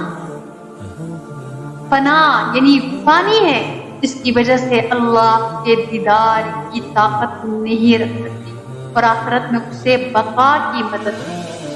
باقی رہ جائے گی، اس کی آنکھ اور اس میں دیدار الہی کی طاقت اس کے اندر پیدا ہو جائے گی۔ تو دنیا میں انسان دیدار الہی سے محروم رہے گا، لیکن خانہ کعبہ کی زیارت سے، کعبۃ اللہ کے مالک کی زیارت کی جھلک اس کو ملی، اور وہ کیفیت اس کو نصیب ہو۔ لہذا اس یقین کے ساتھ جائیں، اس شوق کو دل میں لے کر جائیں کہ اس زیارت کی شوق کی جو بنیاد ہے اللہ سے ملنے کا شوق، کہ بس اللہ سے ملیں گے، اللہ سے ملاقات کریں گے، انشاءاللہ ایک دن اللہ اپنا دیدار بھی کرے۔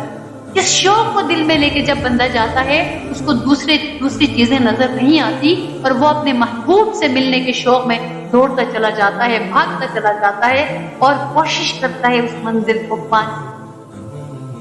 اور ایک اور چیز ہے، وہ ہے عزم، ارادہ، کہ میں نے گھر والوں کی جدائی کو، اپنے گھر، اپنے ملک، اپنے غلط خیالات، اپنی خواہش، تمام چیزوں سے دور رہنے کا ارادہ کر لیا۔ اس لیے بیت اللہ کی زیارت کو مقصد بنا کر،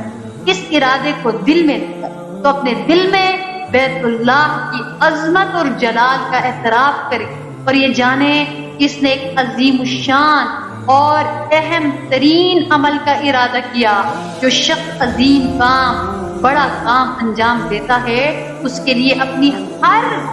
بڑی چیز قربان کر دینا پڑتا ہے۔ جو بڑے کام کا ارادہ کرتا ہے، دوسری بڑی چیزوں کو چھوڑنا پڑتا ہے، کچھ پانے کے لیے کچھ کھونا پڑتا ہے۔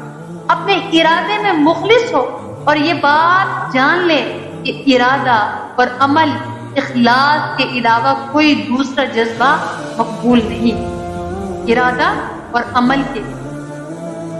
کتنی بری بات ہوگی کہ آدمی بیت اللہ کی زیارت کے لیے سفر کر رہا ہے اور دل میں اس زیارت کے علاوہ کوئی دوسرا مقصد۔ اس لیے اپنے ارادے میں اخلاص پیدا کرنا چاہیے، اور اس کی آسان صورت یہ کہ شہرت اور ریاکاری سے اجتناب کریں، ہر ادنا عمل کے مقابلے میں اعلیٰ عمل کو ترجیح دیں، کہ دکھلاوا نہ ہو، نشر نہ ہو، سب کو اپنا سجدہ، اپنا رکوع، اپنی تلاوت نہ دکھائیں، اپنا گھومنا، اپنا وہاں پہ چلنا پھرنا نہ دکھائیں، سب سے یکسو ہو کر اور ایک عزم کے ساتھ بندہ وہاں پر جائے، اور اللہ رب العزت اس عزم کو قبول فرمائے۔ اللہ اکبر۔ انسان جب اس سفر کا ارادہ کرے اور احرام کرے، ظاہر عورت کا احرام اس کا لباس ہے، اس کا عبایا ہے، اور مرد کا احرام وہ ہے جو ایک طرح سے کفن کا کپڑا، جو کہ ایک طرح سے وہ آخرت کی تیاری کا ذریعہ ہے۔ تو بندہ جب احرام کی چادریں خریدے، کفن کا تصور کہ یہ چادریں اس وقت اوڑھے جائیں گی جب ظاہراً کعبۃ اللہ قریب، لیکن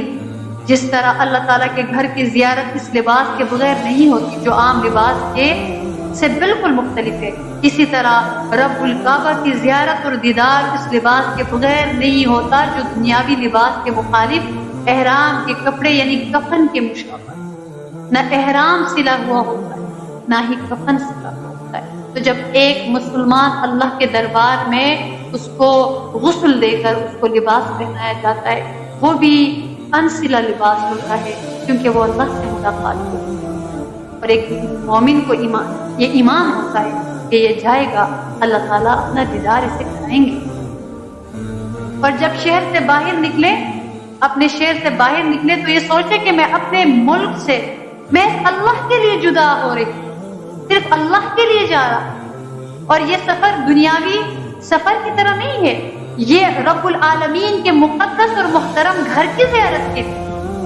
اور ان کے ساتھ میں حاضر ہو رہا ہوں جنہیں حاضری کے لیے آواز دی گئی، انہوں نے لبیک کہا، جنہیں شوق دلایا گیا تو زیارت کی شوق نے انہیں بیتاب کیا، اور اس سفر کا ان کو اجازت مل گئی، اور انہوں نے تمام دنیاوی رشتے توڑے اور اپنے ملک سے جدا ہو کر دربار الہی میں حاضر ہو گئے، یہاں تک کہ ان کی مراد حاصل ہو جائے، وہ اپنے پروردگار کے دیدار کی سعادت سے آراستہ ہو جائے۔ تو یہ امید ہونی چاہیے کہ اللہ اس کا یہ عمل قبول فرمائیں گے۔ اپنے عمل پر بھروسہ نہیں ہونا چاہیے کہ ہم اپنا گھر، اپنے رشتہ دار، اپنا مال لگا کر حاضر ہے تو ہر صورت میں ہمارا عمل قبول ہو جائے گا، اس لیے ہمارا عمل ضرور قبول ہوگا۔ اللہ کے فضل اور انعام پر بھروسہ کریں اور یہ یقین رکھیں اس نے اپنے گھر کی زیارت کرنے والوں سے جو وعدہ کیا وہ ضرور پورا ہوگا، اور یہ امید رکھیں کہ اگر وہ منزل تک پہنچنے سے پہلے آخرت کا مسافر بن گیا اور اس کی قضا آ گئی تو اس کی ملاقات اسی حال میں ہوگی، کیونکہ اللہ نے فرمایا وَمَن يَخْرُجْ مِن بَيْتِهِ مُهَاجِرًا إِلَى اللَّهِ وَرَسُولِهِ ثُمَّ يُدْرِكُهُ الْمَوْتُ فَقَدْ وَقَعَ أَجْرُهُ عَلَى اللَّهِ، کہ جو شخص اپنے گھر سے اس نیت سے نکل کھڑا ہوا کہ اللہ اور اللہ کے رسول کی طرف ہجرت کروں گا، پھر اس کو موت آ پکڑے، تب بھی اس کا ثواب ہو گیا اللہ کے ذمے۔ اللہ اکبر۔ اور اسی طرح راستے میں گھاٹیاں دیکھ کر، راستے میں تکلیفیں دیکھ کر وہ احوال یاد کرے جو مرنے کے بعد قیامت تک پیش آنے والے ہیں موقعات۔ سفر کی ہر حالت اور ہر کیفیت کا موازنہ سفر آخرت کی ہر حالت اور کیفیت سے کرے۔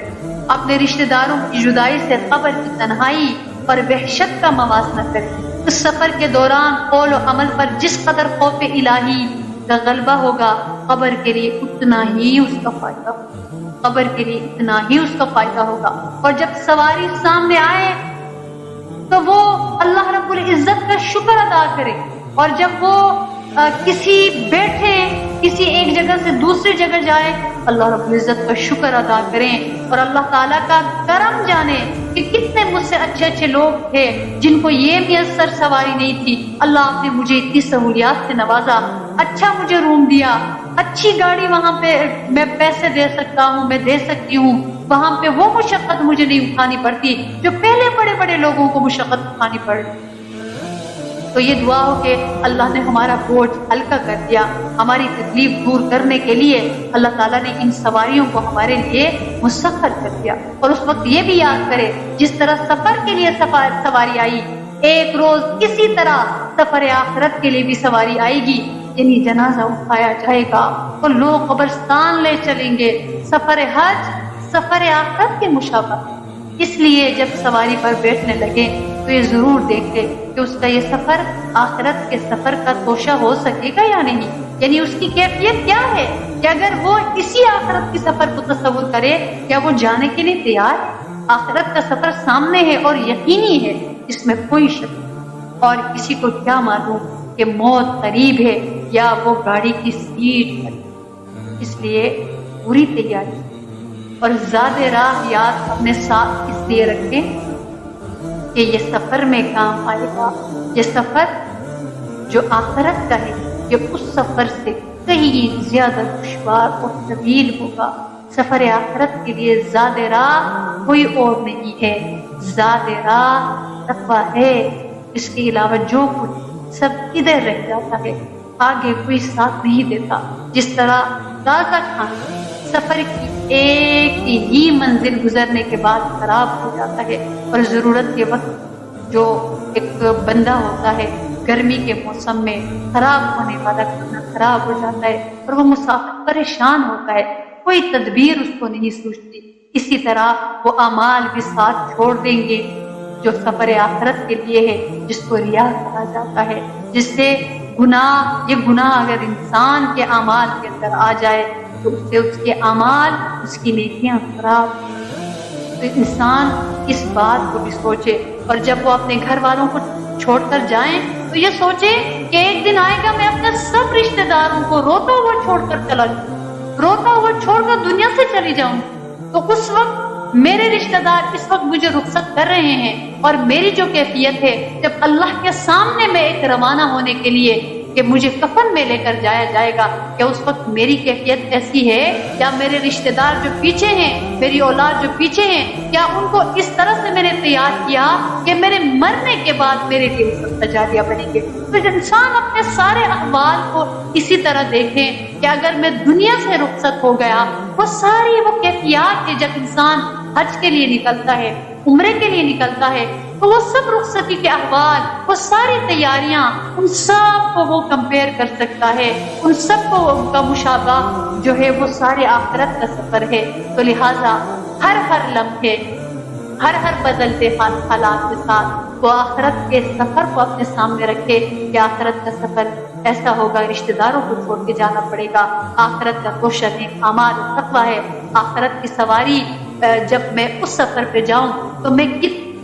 کن لوگوں میں لکھا جاؤں گا، میں کن لوگوں میں لکھی جاؤں۔ تو یہ تمام اعمال کو آخرت کو سامنے رکھتے ہوئے اگر جائزہ لیں گے، پھر جو انسان وہاں پہ حاضر ہو جائے گا، پھر اللہ کا در اس کو نظر آئے گا، اللہ کا گھر اس کو نظر آئے گا، اس کی ساری کیفیات بدلی ہوئی ہوں گی۔ لہٰذا جو بندہ یہاں سے پوری کیفیات کو لے کر وہاں پہ پہنچے گا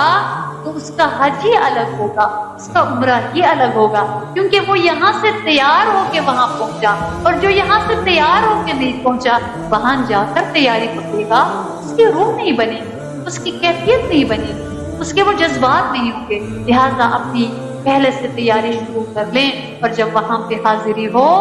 پورے ہم تیار ہو، جیسے کعبۃ اللہ نظر آئے، رحمت کی چھما چھم بارش ہو جائے، اللہ کرم فرمائے، مسکرا کر دیکھے، کہے آؤ میرے مہمان، میں تمہارا منتظر تھا، میں تمہیں دینے کے لیے بیٹھا ہوں، میں تجھے عطا کرنے کے لیے تیار ہوں، تو لے مجھ سے، تیرا کوئی لمحہ ضائع نہیں کروں گا، تو جتنا مجھ سے مانگے گا میں اپنی شان کے لائق دوں گا، تو اپنی حیثیت کے مطابق مانگے گا میں اپنی حیثیت کے مطابق دوں گا، میرا دینا ختم نہیں ہوگا، تمہارا مانگنا ختم ہو سکتا ہے، تم تھک سکتے ہو، تم بے خبر ہو سکتے ہو، تم اپنی ضرورت کے لیے ایک حد تک مانگ کر ہار سکتے ہو، لیکن میں تمہیں دے کر، تمہیں سن کر، تمہاری فرمائشیں سن کر کبھی نہیں سکتا، تمہیں دے کر کبھی میرا خزانہ نہیں ختم ہوتا، میرا تمہارے اوپر میری نظر ہوگی، تو جدھر جدھر جائے گا میری نظر تیرے پیچھے پیچھے ہوگی، میں تجھے لمحے لمحے رحمت کی نظر سے دیکھوں گا۔ تو ایسی اپنی کیفیت بنا کر جائیں کہ وہاں جدھر بھی جائے اللہ کی رحمت کی نظر پڑ جائے، جدھر بھی جائے اللہ اپنی رحمت کی چادر میں سمیٹے، جدھر بھی جائے اللہ کی رحمت ہمارا تعلق رہی ہو۔ تو جب یوں کیفیت سے حج کریں گے تو یقیناً اس حج کو حج مبرور کہا جائے گا، اور حج مبرور کا بدلہ جنت کے سوا کوئی اور چیز نہیں ہے، اور جنت وہ جگہ ہے جو اللہ کا بھی دیدار ہوگا، جو رسول کریم صلی اللہ علیہ وسلم بھی زیارت ہوگی، اور جنت کی وہ ہے جو خوش نصیب ہے، جو سعادت مند ہے۔ تو اللہ رب العالمین ہمیں حج مبرور والوں میں شامل فرمائے، ہمیں آداب، کیفیات اور وہ تمام باطنی دولتوں کو اکٹھا کر کے اللہ پاک اپنے در پہ بلائے اور سب کو بلائیں اور سب کی حاضری کو قبول فرمائے،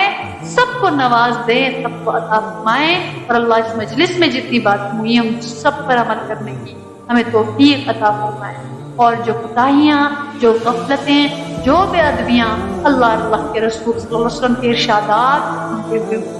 اللہ پاک ہمیں معاف فرمائے، اور اللہ تعالیٰ ہماری ٹوٹی پھوٹی کوششوں کو اپنی بارگاہ میں قبول فرمائے۔ اللہ رب العالمین ان ساری کیفیات کو لینے کی اور سارے وہ جذبات کے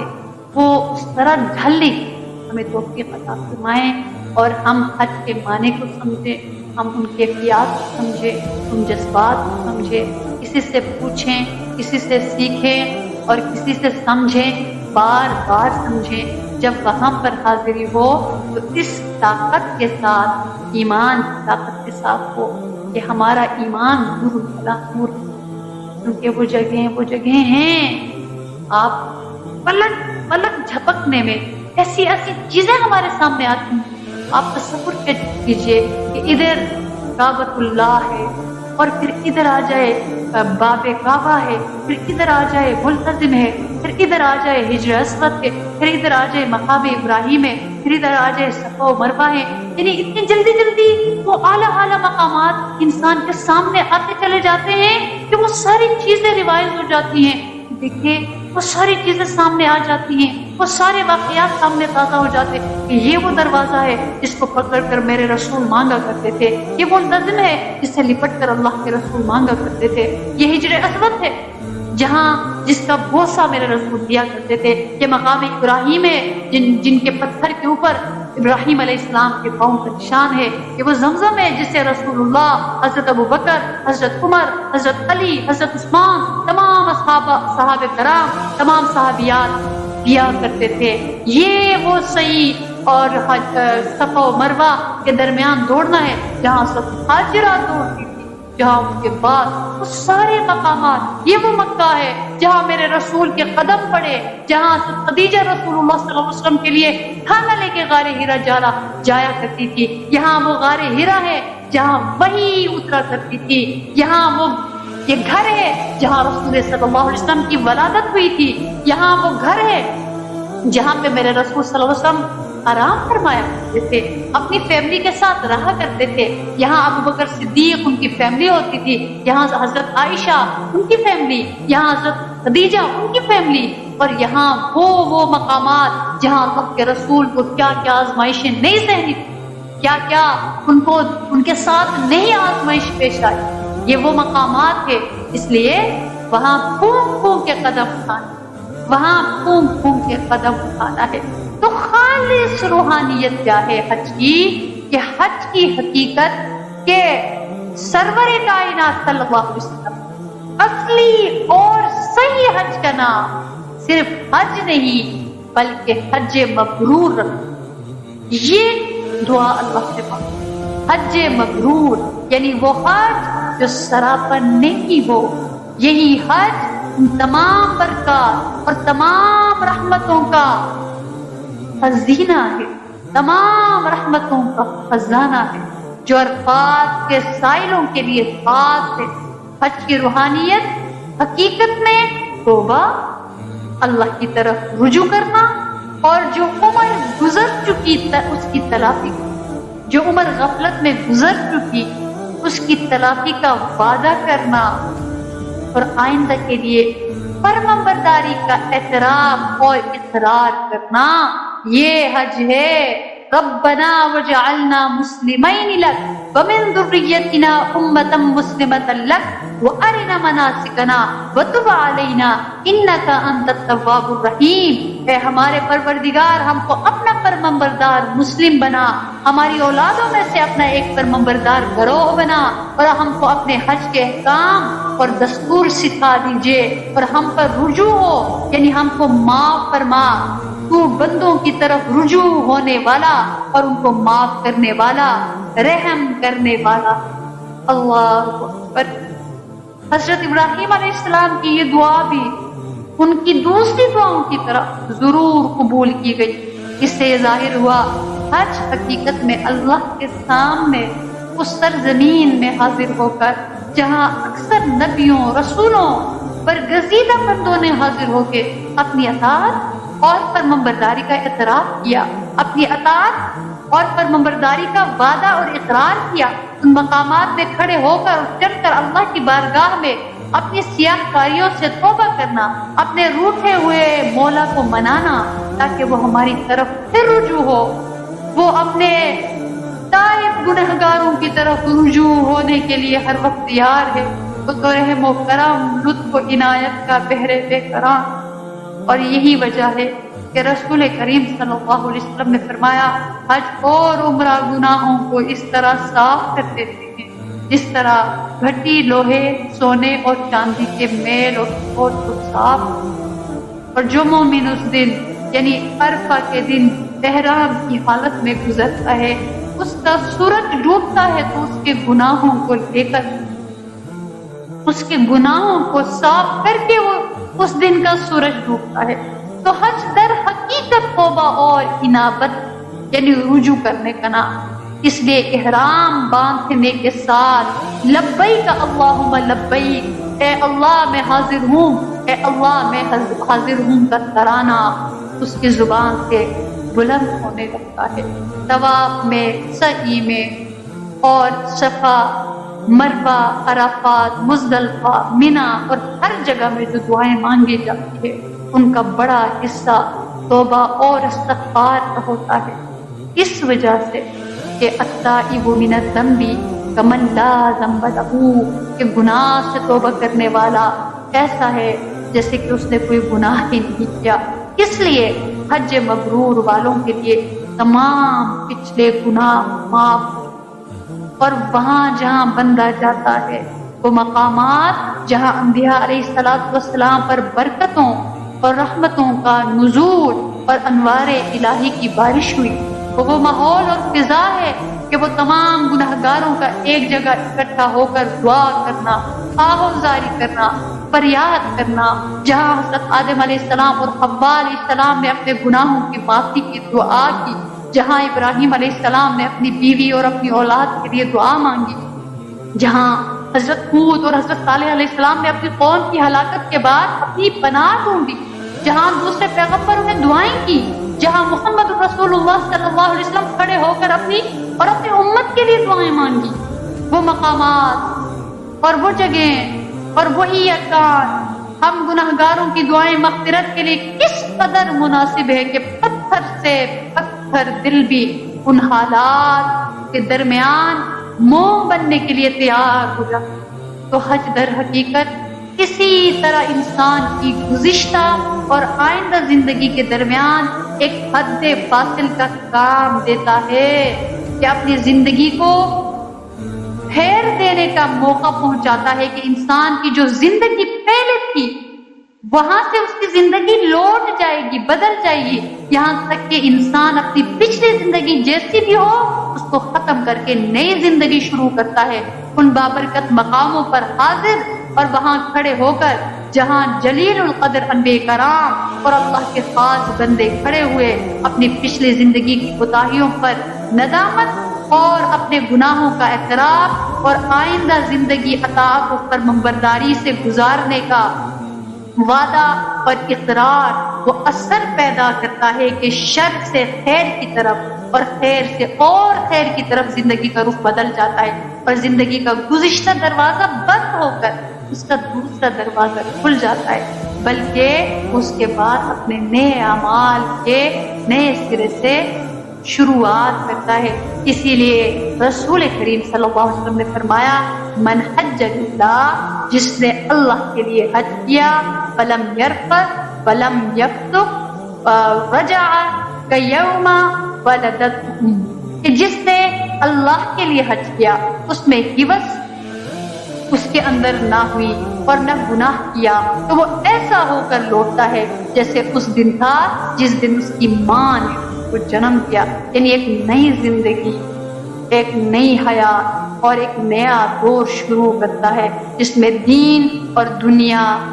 دونوں کی بھلائیاں جمع اور دونوں کی کامیابیاں شامل ہوں گی۔ تو یہ اللہ رب العزت نے اسی کو بیان فرمایا کہ ثم افیضوا من حیث افاض اللہ واستغفروا اللہ ان اللہ غفور رحیم۔ تو اللہ فرما رہے ہیں کہ میں غفور رحیم ہوں، پھر طواف کے لیے وہیں سے چلو جہاں سے لوگ چلے، اور اللہ سے اپنے گناہوں کی معافی مانگو، بے شک اللہ معاف کرنے والے رحم کرنے والے ہیں۔ فاذکروا اللہ کذکرکم آبائکم، کہ تم اللہ کو یاد کرو، تو لہٰذا وہاں اللہ کو یاد کرنا ہے، اپنے گناہوں کی معافی مانگنی ہے، اللہ سے رشتہ جوڑنا ہے۔ ثم افیضوا من حیث افاض الناس واستغفروا اللہ ان اللہ غفور رحیم۔ فاذا قضیتم مناسککم فاذکروا اللہ کذکرکم آبائکم او اشد ذکرا فمن الناس من يقول ربنا آتنا في الدنيا وما له في الآخرة من خلاق ومنهم من يقول ربنا آتنا في الدنيا حسنة وفي الآخرة حسنة وقنا عذاب النار أولئك لهم نصيب مما كسبوا والله سريع الحساب۔ جو فرمایا کہ دنیا کے لیے بھی مانگ کے آؤ، آخرت کے لیے بھی مانگ کے آؤ، دنیا کے لیے بھی جھولی مانگ کے آؤ، آخرت کے لیے بھی جھولی بھر کے آؤ، دنیا بھی سمیٹ کر لاؤ، آخرت بھی سمیٹ کر لاؤ۔ دنیا بھی اللہ کے در سے ملتی ہے، آخرت بھی اللہ کے در سے ہی ملتی ہے، تو آخرت بھی سوارو، دنیا بھی سوارو۔ اللہ سے ایمان کے آؤ، اللہ میری دنیا کی زندگی کو ایسا بنا کہ جب آخرت کی حاضری ہو تو میں سرخرو ہو جاؤں، آپ مجھے مسکرا کر دیکھے، آپ سے ملاقات ہو تو آپ مجھے شاباش دے، اور آپ مجھے کہیں کہ میرے بندے تو دنیا میں میرے دربار، میرے بیت اللہ پہ حاضر ہو کر مجھ سے وعدہ کیا تھا، اور اس کے بعد اپنی پوری زندگی تم اس وعدے پر قائم رہے۔ ہاں بشریت بتقاضائے بشریت ایک غلطی ہو گئی، خطا ہو گئی، اور اس سے بھول چوک ہو گئی، جذبات ہے، انسان جہول بھی ہے، انسان ظالم بھی ہے، انسان جلباز بھی ہے، وہ سب اس سے سرزد ہو گئے، لیکن اس کو ہوش آ گیا، اس نے اللہ سے صلح کر لی، اس نے اللہ کو پکڑ لیا، اس کو یاد آ گیا میں نے تو خانہ کعبہ کے سامنے، میں نے تو حتیم میں، میں نے تو بیت اللہ کے سامنے، میں نے تو باب کعبہ کے سامنے، میں نے تو ملتزم کے سامنے، میں نے تو حجر اسود کے سامنے، میں نے تو سعی میں دوڑتے ہوئے، میں نے تو زمزم پیتے ہوئے، میں نے تو یہ کہا تھا یا اللہ آج کے بعد میں آپ کی بندی ہوں، یا اللہ میں آپ سے آپ کو آپ کے لیے مانگنے آئی ہوں، یا اللہ پوری زندگی آپ میرے رب بن جانا، مجھے اپنی بندی بنائے رکھنا۔ تو اللہ قیامت کے روز کہے تم نے مجھ سے وعدہ کیا تھا، تم نے اس وعدے کو اے میری بندی پوری زندگی اس وعدے کو نبھایا،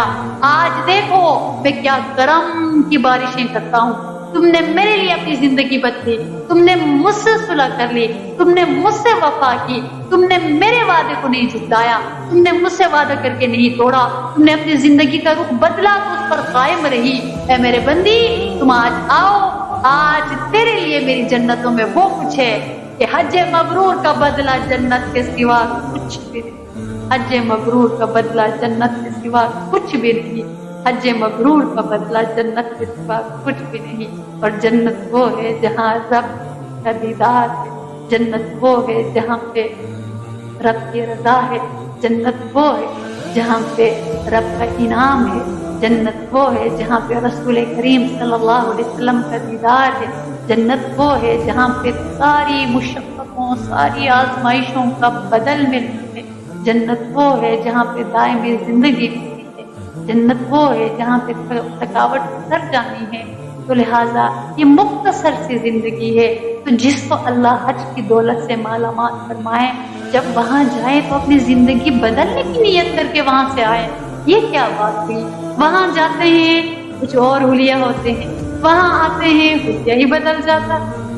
وہاں جاتے ہیں ہمارا یونیفارم اور ہوتا ہے، وہاں سے آتے ہیں اکثر بدل جاتے ہیں۔ اس کا مطلب ہے وہ حج مبرور نہیں ہے، اس کا مطلب ہے ہم نے کچھ ایسا مانگا ہی نہیں ہے، اس کا مطلب ہے ہم نے اللہ کی وہ رحمت کو اپنی طرف متوجہ ہی نہیں کرائی، اس کا مطلب ہے کہ بہت کچھ جھول رہ گیا، کہ وہاں سے آنے کے بعد بھی میری زندگی بدلی نہیں، میں نے کچھ سیکھا نہیں۔ کچھ تو وہ لوگ ہوتے ہیں نا کہ جیسے ایک اللہ والے نے سے پوچھا کسی نے کہ اگر آپ کو کہا جائے کہ آج آپ کا آخری دن ہے، کل آپ نے مرنا ہے، تو آپ کون سے اعمال کریں گے؟ کون سے اعمال میں تبدیلی لائیں گے؟ کیا کریں گے؟ کیا چھوڑیں گے؟ انہوں نے فرمایا اگر مجھے یہ بھی پتہ چل جائے کہ کل میں نے مرنا ہے تو میرے جو اعمال ہیں میں وہی کروں گا۔ یعنی ان کی زندگی ایسی تھی کہ ان کو مزید اضافے کی ضرورت ہی نہیں تھی۔ ویسے بھی لوگ ٹھیک ہے، ہم جیسے لوگ ہیں، دنیا میں بہت ساری خطائیں، غفلتیں، بھول، سب کچھ ہے ہمارے ساتھ، لیکن ہم خدا فراموش نہ بنیں، اپنے رب کو بھول نہ جائیں،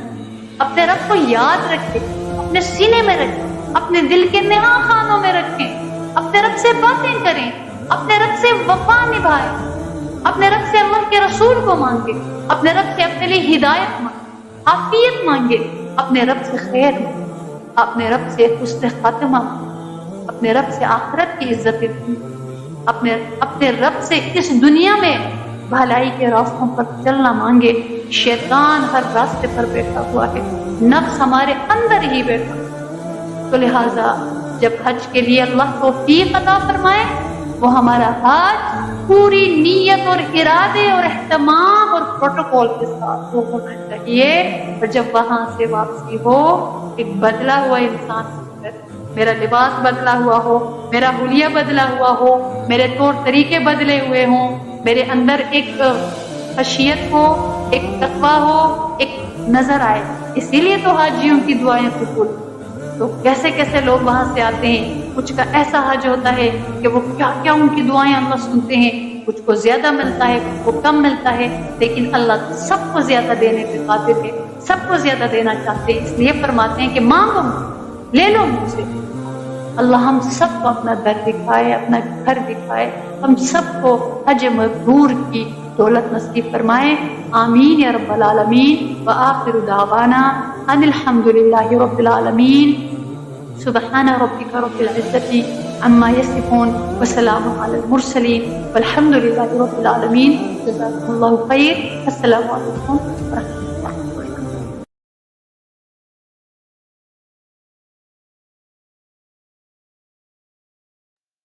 السلام علیکم ورحمۃ اللہ وبرکاتہ۔ کچھ دیر کے لیے آپ کی مزید توجہ چاہوں گی۔ ازحا اسلامک انسٹیٹیوٹ کے تحت کرائے جانے والے آن کیمپس اور آن لائن کورسز کا مختصر تعارف سماعت فرمائیں۔ First of all on campus courses کے حوالے سے سماعت فرمائیے گا۔ 6 سالہ عالمہ ڈگری کورس جس کی degree is equivalent to double masters in Arabic and اسلامیات ہے۔ اس کے علاوہ 2 سالہ فاضلہ ڈگری کورس کرایا جا رہا ہے۔ اس کے ساتھ ساتھ 1 سالہ فہم دین کورس جو ہے وہ شروع کرایا جا رہا ہے، جو کہ سیمسٹر بیسڈ ہے، اور ہر سیمسٹر کے اینڈ پر جو ہے وہ سرٹیفکیٹ کا بھی اجرا کیا جائے گا۔ اس کے ساتھ ساتھ قرآن عظیم الشان سے متعلق کرائے جانے والے آن کیمپس کورسز میں حفظ القرآن ہے۔ ماشاءاللہ آپ نے ڈیٹیل سماعت فرمائی ہیں کہ اس دفعہ وفاق المدارس میں 100% رزلٹ جو ہے وہ حاصل کیا ہے ان بچیوں نے، اللہ رب العزت قبول فرمائے۔ اس کے علاوہ تجوید القرآن، ترجمۃ القرآن اور تفسیر القرآن کی کلاسز جو ہیں وہ شامل ہیں۔ یہ کورسز جو ہیں وہ ہمارے آن کیمپس سیٹ اپ میں صبح اور شام دونوں شفٹس میں جو ہے وہ کروائے جا رہے ہیں۔ آپ اپنی سہولت کو مد نظر رکھتے ہوئے کسی بھی شفٹ میں ان کورسز سے مستفید ہو سکتے ہیں۔ Secondly online set up کے حوالے سے میں آپ کو بتاتی چلوں کہ ہمارے آن لائن سیٹ اپ میں 3 سالہ آن لائن عالمہ ڈگری کورس جو ہے اس کا آغاز کیا جا رہا ہے۔ یہ ایسا کورس ہے جس کے ہر سال کے اینڈ میں ڈگری کا بھی اجرا کیا جائے گا، اور انشاءاللہ بفضل اللہ یہ کورس کرنے کے بعد آپ اس اہل ہو جائیں گے کہ اگر آپ اپنے معاشرے میں دین کی تبلیغ کرنا چاہیں تو آپ اس کو ضرور کر سکتے ہیں۔